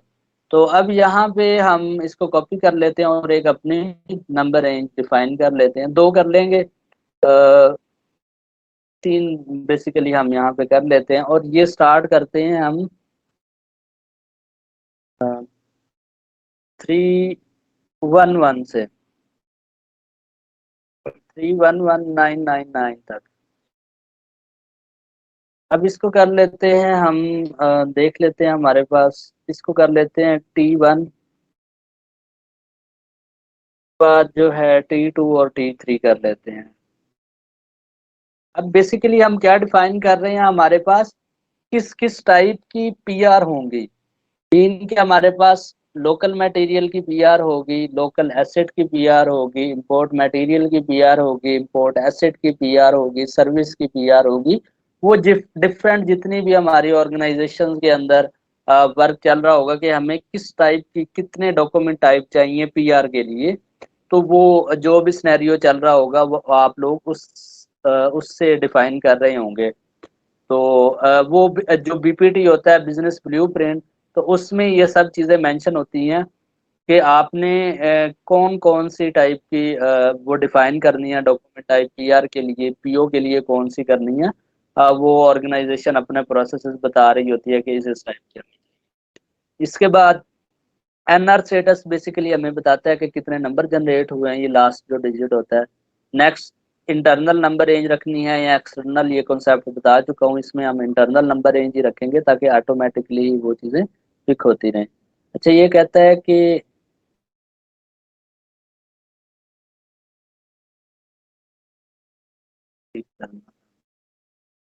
और इसको सेव कर लेते हैं। तो ये हमारे पास 3 नंबर रेंजेस जो डिफाइन हो गई हैं, T1 T2 T3, इसको हम कॉपी कर लेते हैं और अपने डाटा में इसको यहाँ पे सेव कर लेते हैं। जो पीआर की कॉन्फ़िगरेशन है, सबसे पहले क्या किया हमने, यहाँ पे उसकी नंबर रेंजेस डिफाइन की। तो ये 3 नंबर रेंजेस है हमारे पास और T1 T2 T3 के नेम से।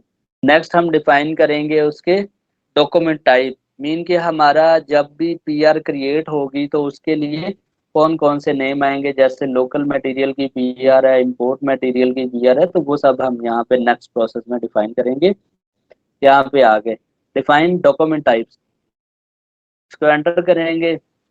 अब ये जितनी भी डिफाइन है, वर्किंग की हुई है, वो सब भी सब यहाँ पे डिफाइन है। जो स्टैंडर्ड है, एसएपी ने स्टैंडर्ड दिया हुआ है वो एनबी। बेसिकली जब भी डॉक्यूमेंट को हमने कॉपी करना है वो स्टैंडर्ड से कर रहे होते हैं। सबसे पहले डॉक्यूमेंट टाइप, ये 4 कैरेक्टर नेम रखेंगे, जैसे हम वेंडर या उनमें रखा हुआ था तो वैसे ही। उसकी डिस्क्रिप्शन लिख देंगे कि हमारे पास किस टाइप की वो है डॉक्यूमेंट टाइप है। वहां पे मैंने बताया था इंटरवल 10 20 30 40, जब भी एक उससे हम नेक्स्ट उस पे जा रहे होंगे लाइन आइटम पे। तो फॉर एग्जांपल एक पीआर के अंदर हमारे पास 10 लाइन आइटम है, 10 मटेरियल यूज हो रहे हैं। तो यहाँ पे अगर हम यूज करते हैं 1 2 3, जैसे ये है, तो उसमें पहले उसको जो हमारा मटेरियल होगा उसके स्टार्ट में 1 स्टार्ट करेगा, 2 3 4 5।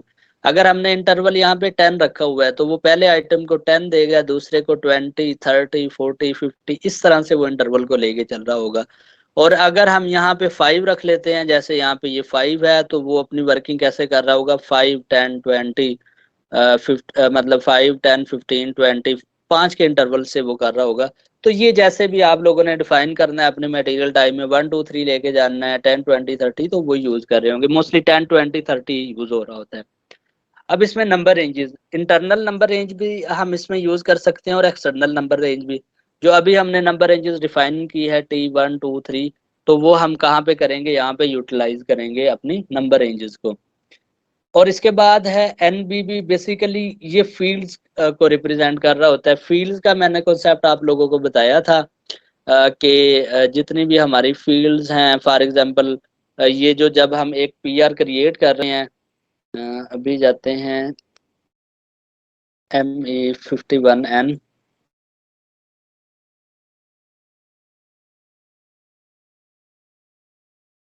तो ये जितनी भी फील्ड है हमारी, इसका लिंक कहाँ किसके साथ होता है, फील्ड स्टेटस के साथ। तो वो NBB जो स्टैंडर्ड का है हम वही यूज करेंगे। अच्छा, जब भी एक डॉक्यूमेंट क्रिएट हो रहा होता है ना, जैसे कि PR है PO है, तो उसके 2 लेवल होते हैं। एक हमारा होता है हेडर लेवल। हेडर लेवल में जैसे इसमें टेक्स्ट आ रहा है, जब परचेज ऑर्डर में जाएंगे तो वो डिफरेंट चीजें आ रही होंगी टेक्स्ट लेवल में। और दूसरा आता है हमारा लाइन आइटम व्यू। ये बेसिकली लाइन आइटम व्यू है कि कौन सी लाइन आइटम है, कितना मटेरियल है, वो सब का सब डाटा। ऐसे ही अगर हम परचेज ऑर्डर में जाते हैं /ME21N में, तो ये परचेज ऑर्डर है, ये सबसे ऊपर वाला है, ये हमारा हेडर व्यू है। हेडर व्यू में ये डिफरेंट चीजें आ रही हैं, पेमेंट टर्म्स है, कंडीशंस हैं, परचेज ऑर्डर है, स्टेटस है, ये सारी चीजें। और इससे जो नीचे ये हमारा है लेवल, जहाँ पे जितने भी हमारे आइटम लेवल पे चीजें आ रही होती हैं, जिसको फील्ड स्टेटस कंट्रोल कर रहा होता है। फील्ड्स बेसिकली जैसे यहाँ पे आते हैं हम इस स्क्रीन पे, तो ये NBB जो हमारे पास फील्ड सिलेक्शन है, तो कौन सी फील्ड ऑप्शनल करनी है, सप्रेस करनी है, तो ये सब की सब कंट्रोल कर रही होती है हमारी फील्ड। तो ये मेन जो चीजें हैं हमारी कॉन्फ़िगरेशन में, हम इसको देखेंगे। इसके बाद इसको सिलेक्ट करते हैं अलाउड आइटम कैटेगरी। अब मैंने बताया था कि वहां पे हम कस्टमाइज कर सकते हैं कि हमारी स्टैंडर्ड PR है, कंसाइनमेंट है, स्टॉक ट्रांसफर है। उसके बाद अगर हमारा सर्विस का PR है, तो ये अगर हम चाहते हैं कि हमारे आइटम में सिर्फ स्टैंडर्ड यूज हो, जैसे कि लोकल मटेरियल किया, तो उसमें हम चाहते हैं कि हमारे पास सिर्फ स्टैंडर्ड यूज करें हम, एक ही हमारे पास डॉक्यूमेंट टाइप हो PR क्रिएट करने के लिए, और उसमें सिर्फ स्टैंडर्ड ही हम यूज कर रहे हो। तो हम बाकी चीजों को क्या करेंगे, यहाँ से सिलेक्ट करने के बाद इस ऑप्शन के से उनको डिलीट कर देंगे, तो सिंपल हमारे पास स्टैंडर्ड ही रहेगा। तो ये भी सेटिंग हम करेंगे मीन के जब हम एक PR जनरेट करेंगे लोकल मटेरियल की, तो उसमें सिर्फ हम ये स्टैंडर्ड यूज कर रहे होंगे। अब इसके बाद नेक्स्ट इसका लिंक होता है हमारे डिफरेंट परचेज ऑर्डर के साथ। बेसिकली जो भी PR हम क्रिएट कर रहे होंगे, तो इसका लिंक होगा हमारे RFQ के साथ और हमारे परचेज ऑर्डर के साथ। ये लिंक ऑटोमेटिकली ही क्रिएट हो जाता है, ऐसे भी नहीं इसकी सेटिंग दी हुई है। मीन के जब हम एक PR क्रिएट कर लेंगे, PR क्रिएट करने के बाद जब हम परचेज ऑर्डर बनाएंगे, अब हमने वो परचेज ऑर्डर बनाना है किसकी बेस पे, या रिक्वेस्ट फॉर कोटेशन की बेस पे, या हमने बनाना होगा PR की बेस पे। अब वो चीजें कैसे हमने एक PR पिक करनी है, कहाँ से करेंगे, ये हमारे पास डॉक्यूमेंट ओवरव्यू है। और यहाँ पे हिरार्की के अंदर यहाँ पे डिफरेंट आ रहे हैं, कॉन्ट्रैक्ट है, परचेज रेक्विजिशन है, आउटलाइन एग्रीमेंट है, PR है, RFQ भी यहाँ पे आएगा, रिक्वेस्ट फॉर कोटेशन, ये जैसे रिक्वेस्ट फॉर कोटेशन।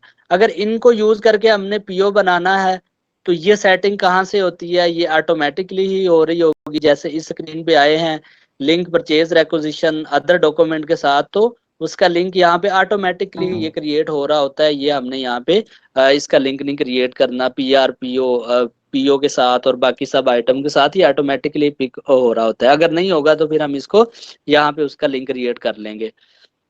बेसिकली ये था थ्योरेटिकल, जब हम एक PR को क्रिएट करते हैं, PR की बैकएंड कॉन्फ़िगरेशन करते हैं। तो अब ये है कि एक हम 2 डॉक्यूमेंट टाइप अपने क्रिएट कर लेते हैं। और उसके बाद हम इसमें जो नेक्स्ट कॉन्फ़िगरेशन है वो भी साथ साथ कर लेते हैं, क्योंकि जो पहले जितने भी थी वो चीज़ें हमारी थी थ्योरेटिकली। अब उसका प्रैक्टिकल है, प्रैक्टिकल हम स्टार्ट करते हैं, उसकी डॉक्यूमेंट टाइप को क्रिएट करते हैं। जैसे कि नंबर रेंजेस तो हमने क्रिएट कर ली, अब क्या करना है नेक्स्ट स्टेप हमने उसके लिए डॉक्यूमेंट टाइप क्रिएट करनी है, और उसका जो स्टैंडर्ड हमारे पास है एनबी से आपने कॉपी करना है। और जब भी डाटा को कॉपी करना है स्टैंडर्ड से ही करना है, ताकि उसकी जो बैकएंड कॉन्फ़िगरेशन एसएपी ने स्टैंडर्ड दी हुई हो हम वही यूज करें। इसको यहाँ से सिलेक्ट करेंगे एनबी को, और इसके बाद हम यहाँ पे जाएंगे कॉपी एज में, कॉपी एज। अब इसका नेम चेंज कर देंगे, हम इसको कर लेते हैं NT10। यहाँ पे हम इसकी डिस्क्रिप्शन चेंज कर देते हैं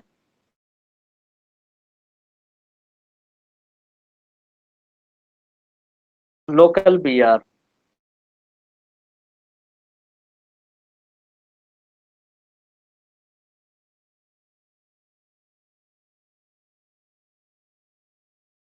अब इसमें अगर हम यहाँ पे जो नंबर है वो अगर चेंज करना चाहते हैं तो हम यहाँ पे 10, 20, 30 यही यूज कर लेते हैं। बेसिकली इसका लिंक होता है, मैंने आपको बताया है कि जब यहाँ पे हमारे पास PR के अंदर ये पहला आइटम होगा, आइटम 1, तो 10 यूज करेगा, सेकंड को 20, उसके बाद नेक्स्ट को 30 करेगा, इसके बाद नेक्स्ट आइटम को 40 करेगा। और अगर हम ये चाहते हैं कि ये वर्किंग 1, 2, 3, 4, 5 से चले, तो हम यहाँ पे सिंपल क्या कर लेंगे 1 लिख देंगे, और वो सेटिंग हमारी इसी तरह यूज होगी। हम यहाँ पे कर लेते हैं 1। इसके बाद इंटरनल नंबर रेंजेस हमने जो दी है T1,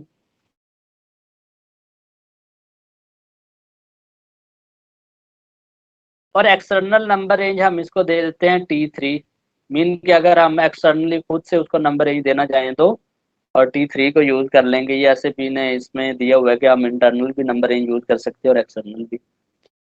और इसके बाद नेक्स्ट है हमारे पास फील्ड NBB, ये स्टैंडर्ड की यूज करेंगे। और ये जो ओवरऑल रिलीज है बेसिकली इसका लिंक होता है जब हम परचेज ऑर्डर के अंदर अप्रूवल्स के लिए यूज कर रहे होते हैं, रिलीजिंग स्ट्रेटजी डिफाइन कर रहे होते हैं, तो वो हम उसको नेक्स्ट एक टॉपिक है उसको कवर करेंगे। वो एक मेन टॉपिक है रिलीजिंग स्ट्रेटजी का। जब वो हम डिफाइन कर लेंगे तो फिर इस चेक बॉक्स को क्या करेंगे ऑन कर लेंगे, ताकि उसका लिंक हमारे इसके साथ क्रिएट हो जाए इस डॉक्यूमेंट टाइप के साथ। इसके बाद जो नेक्स्ट है इसको एंटर प्रेस करेंगे। अच्छा, वो कह रहा है कि एक्सटर्नल नंबर रेंज हम यहाँ से खत्म कर देते हैं अभी के लिए। अच्छा, इसको जब एंटर किया तो ये कह रहा है कि कॉपी और जितना भी इसके बैकएंड पे डाटा है, मीन का इसका लिंक हमने परचेज ऑर्डर के साथ करना है, तो यहाँ पे इसको क्या कर देते हैं कॉपी ऑल। तो सारी इसमें जैसे कि ये कंसाइनमेंट रो सब चीजें टोटल जो है 958 एंट्रीज हैं, वो सारी की सारी इसमें कॉपी हो गई इस डॉक्यूमेंट के अंदर। उसके बाद इसको सिलेक्ट करेंगे NBB और हम जाएंगे अलाउड आइटम कैटेगरी।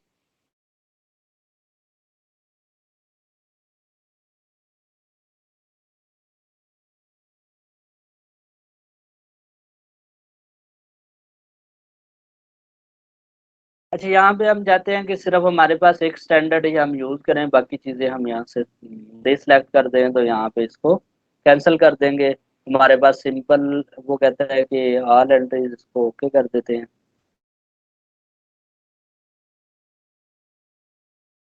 बाकी जिनका लिंक असाइनमेंट के साथ और इनके साथ था वो सारी की सारी क्या हो जाएंगी हमारी डिलीट हो जाएंगी। तो सिंपल हमारे पास जो स्टैंडर्ड है वही रहेगा। ये सेटिंग कंप्लीट होती है तो इसको ओके कर देंगे। अच्छा, हमजा का मैसेज आया है, सैयद मजहर लैपटॉप ऑफ हो जाएगा आपका।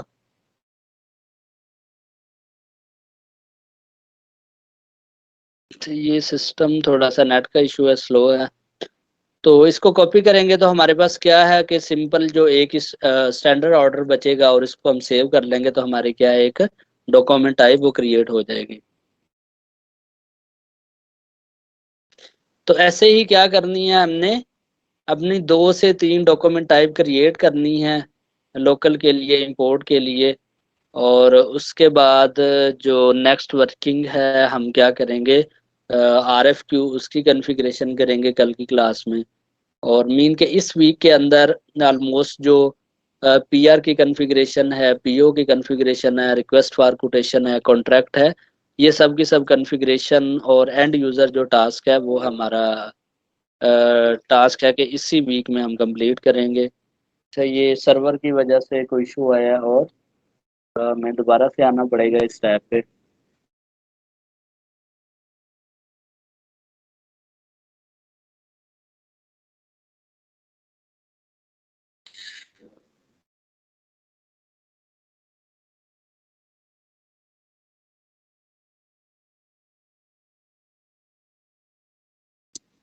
हम उसी स्क्रीन पे जाते हैं। क्या स्क्रीन थी बताएं मुझे, बात कोई बताए किस बात के थ्रू हम गए थे।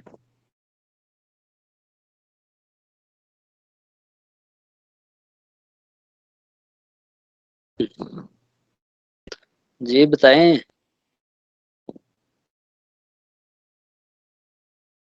मुझे लगता है सो गए हैं सब लोग।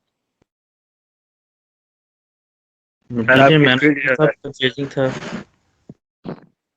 अच्छा, इसके बाद मटेरियल, अच्छा हमने लॉजिस्टिक जर्नल में नहीं जाना, हमने जाना है मटेरियल मैनेजमेंट में। उसके बाद परचेजिंग, परचेजिंग, उसके बाद हमने जाना है परचेज रिक्विजिशन में।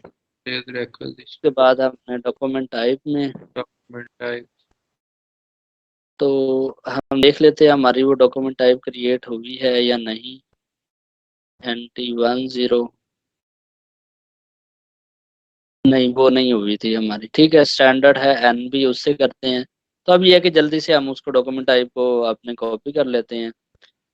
NB ये हमारे पास स्टैंडर्ड की है, यहाँ से इसको कॉपी किया, कॉपी एज, यहाँ पे हम लिखेंगे NT10 और यहाँ पे हमने लिखना है GPR बार डॉट, यहाँ पे हम लिखें। उसके बाद यहाँ पे हम कर लेते हैं T1। उसके बाद इसको हम एक्सटर्नल को खत्म कर देते हैं, एंटर करेंगे तो कॉपी ऑल, सबको कॉपी कर लेते हैं। और इसको हम यहीं पे क्या कर लेंगे, पहले सेव कर लेंगे, Ctrl+S के। तो ये क्या है कि हमारी एक डॉक्यूमेंट टाइप NT10 क्रिएट हो गई लोकल मटेरियल के लिए। फिर अलाउड आइटम कैटेगरी में जाते हैं। हम चाहते हैं कि ये जितने भी हमारे नीचे वाले आइटम्स हैं ये हम यहाँ से डिसलेक्ट करें, सिर्फ हमारे पास स्टैंडर्ड ही है। मोस्टली ना जितनी भी लोकल प्रोक्योरमेंट होती है या सर्विस के अलावा तो यहाँ पे स्टैंडर्ड ही आ रहा होता है हमारे पास ना। तो हम यहाँ पे जो आइटम्स होता है बस उसी को यूज़ करते हैं और इसके बाद इसको सेव कर लेंगे। तो ये हमारा सर क्या हो गया कि जब हम ये सर PR अगर आइटम बनाएंगे, कैटेगरी हम ऐड करनी है तो वो कैसे करेंगे? आइटम कैटेगरी ऐड करनी है तो हम मतलब कि आप चाह रहे हैं कि एक न्यू आइटम कैटेगरी इसमें डिफाइन करनी है आपने। बेसिकली ये जी सब जी। की सब ऐसे भी स्टैंडर्ड किए हुए हैं। जब यहाँ पे आएंगे और यहाँ पे जब हम इसको ओपन कर रहे होंगे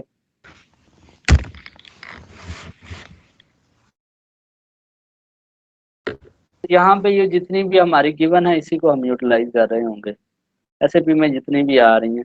अच्छा ना, ये हो जाती है एक सेटिंग से ना, जितनी भी हमने आइटम कैटेगरी डिफाइन करनी है वो हम डिफाइन कर सकते हैं। उसकी भी सेटिंग है, बैकएंड कॉन्फ़िगरेशन है, उसको देखना पड़ेगा कि वो है कहाँ पे। लेकिन वो भी सेटिंग में है क्योंकि लास्ट टाइम एक था क्वेश्चन ऐसे ही, तो उस वक्त मैंने वो डिफाइन वगैरह की थी। अ,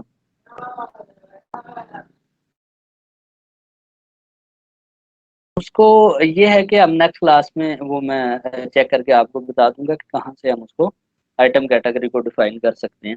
अच्छा, बेसिकली इसमें फिर हमने ये रिलीजिंग स्ट्रेटजी कंप्लीट प्रोसेस है, इसको हम एंड पे करेंगे जब हम PRPO की कॉन्फ़िगरेशन करने के बाद रिलीजिंग स्ट्रेटजी को भी हम इसके साथ लिंक करेंगे। ये मेन टॉपिक होता है MM के अंदर, जिसमें ऑथराइजेशंस होती हैं कि किस लेवल तक को कौन इसको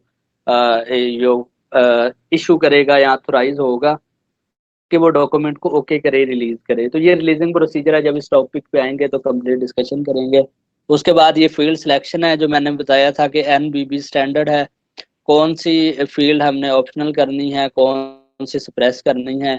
तो वो सब की सब कहाँ से कंट्रोल होती हैं, यहाँ से बेसिक डाटा है, सप्लाइंग प्लांट है, ये सब की सब यहाँ पे डिफरेंट फील्ड्स आ रही होती हैं, तो ऑप्शन सप्रेस रिक्वायर वो हम यहाँ से कर रहे होते हैं। तो ऐसे भी ने एक स्टैंडर्ड दिया है तो हम उसी को यूज करेंगे। इसके बाद मेन जो है हमारी कॉन्फ़िगरेशन इसमें यही है जो हम यहाँ पे डिफाइन कर रहे होंगे। इसके बाद अभी हम देख लेते हैं कि ये जो कॉन्फ़िगरेशन की है ये हमारी उसके अंदर आ रही है कि नहीं। जब हम पीआर जनरेट करेंगे तो /n जो पीआर का पाथ है उसके थ्रू चले जाते हैं पीआर पे लॉजिस्टिक जर्नल, लॉजिस्टिक जर्नल में मटेरियल मैनेजमेंट, परचेजिंग में फिर है हमारे पास परचेज रिक्विजिशन, और यहाँ पे है ME51N, 51 क्रिएट के लिए, 52 चेंज के लिए और 53 डिस्प्ले के लिए यूज होता है। उसको डबल क्लिक करेंगे तो ये हमारे पास पीआर की स्क्रीन आ गई जहाँ पे हम सिलेक्ट करेंगे कि हमारे पास किस टाइप की हमने पीआर बनानी है। तो सिस्टम बड़ा स्लो। अच्छा, यहाँ पे अब जाते हैं, हमने NT10 के नेम से अपने डॉक्यूमेंट टाइप बनाई थी। ये जो वहाँ पे डिफाइन के पास आ गई है, देखें NT10, तो यहाँ पे फॉर लिखना था, FOT लिखा गया, चले इसको चेंज कर लेंगे। इसको डबल क्लिक करेंगे तो ये क्या है हमारी इस पीआर में रिफ्लेक्ट हो गया। अब हमने मटेरियल को सिलेक्ट करना है जो हमारे प्लांट के अंदर है, ठीक है। तो यहाँ पे प्लांट हम यूज उधर जाते हैं, MM60 से हम क्या करते हैं, एक अपना मटेरियल को उठा लेते हैं।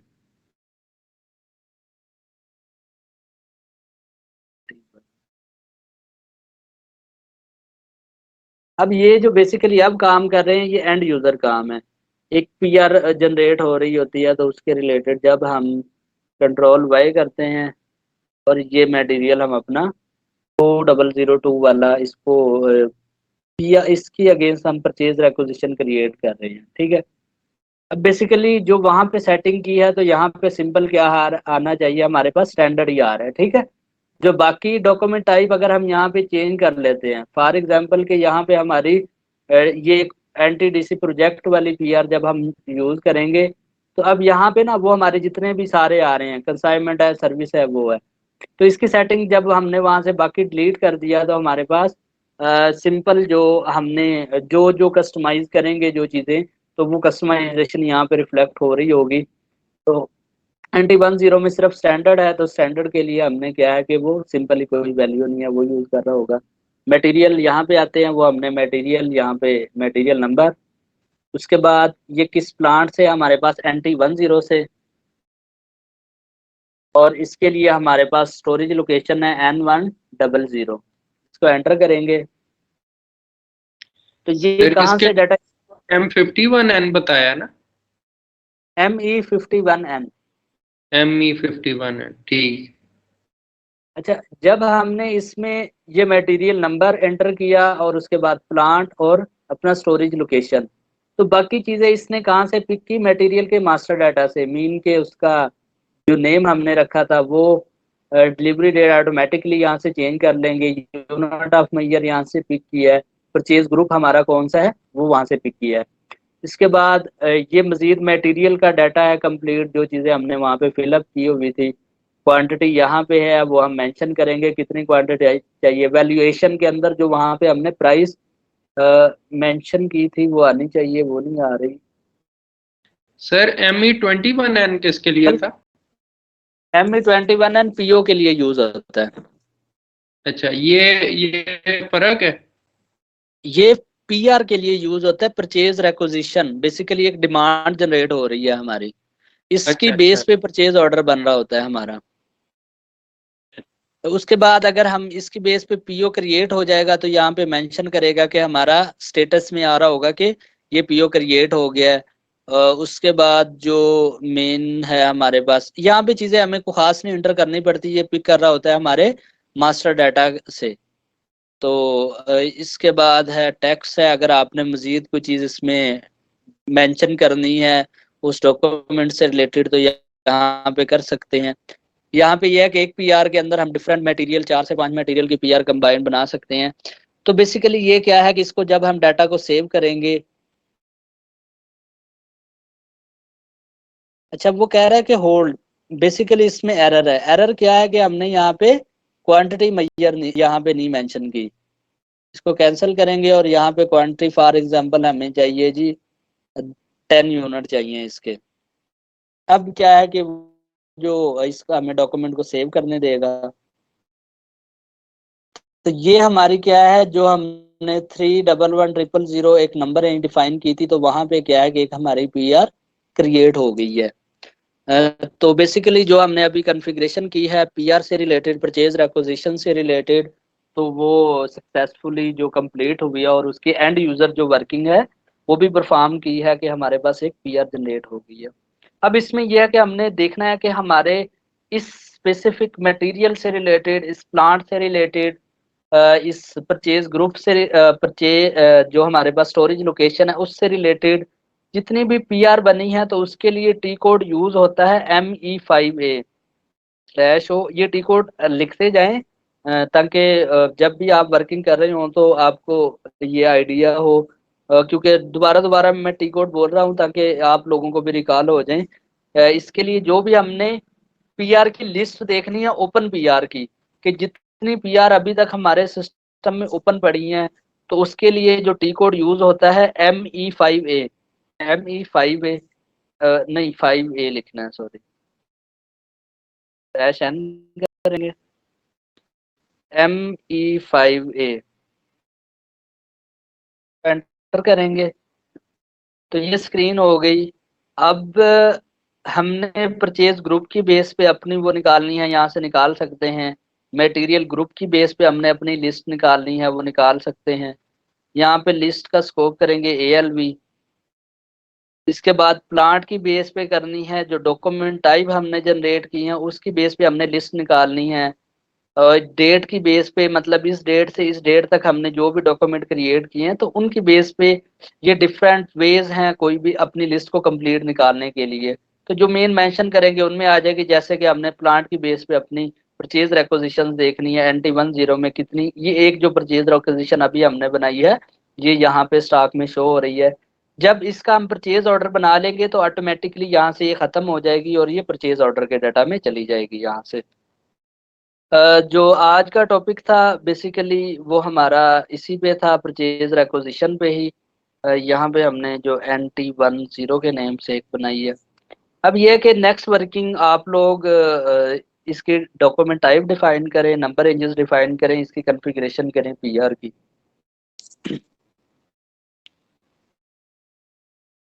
हुआ है कुछ, समझ आई है आज के टॉपिक की? समझ में आ गया सर, लेकिन स्पीड थोड़ी सी ज्यादा है सर।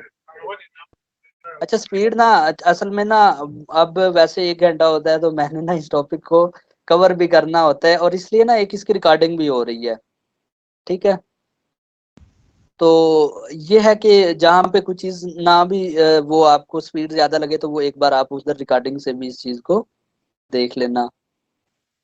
और बाकी अगर नहीं कोई इशू आता है तो वो कल क्लास में हम स्टार्ट में पहले डिस्कस कर लेंगे ताकि इस टॉपिक को कवर करें, कवर हो जाएगा। ये था मेन के इसमें जो थियोरेटिकल ज्यादा था, क्योंकि नेक्स्ट जो वर्किंग है ना वो सेम यही चीजें हमने 4 से 5 चीजों में ऐसे ही डिफाइन करनी है।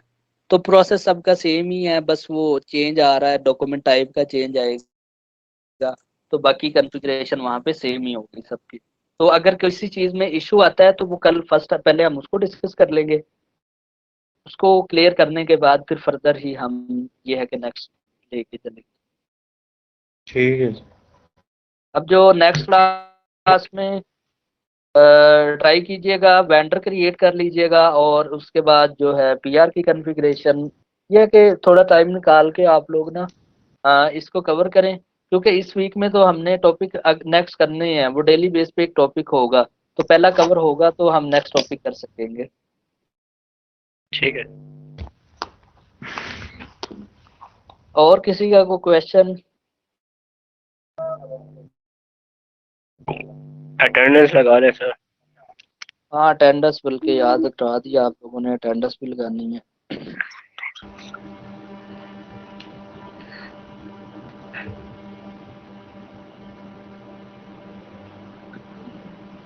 अबर थे, बाबर भी थे, हसन अयाज था। एक मिनट, नहीं नेम मेरे पास।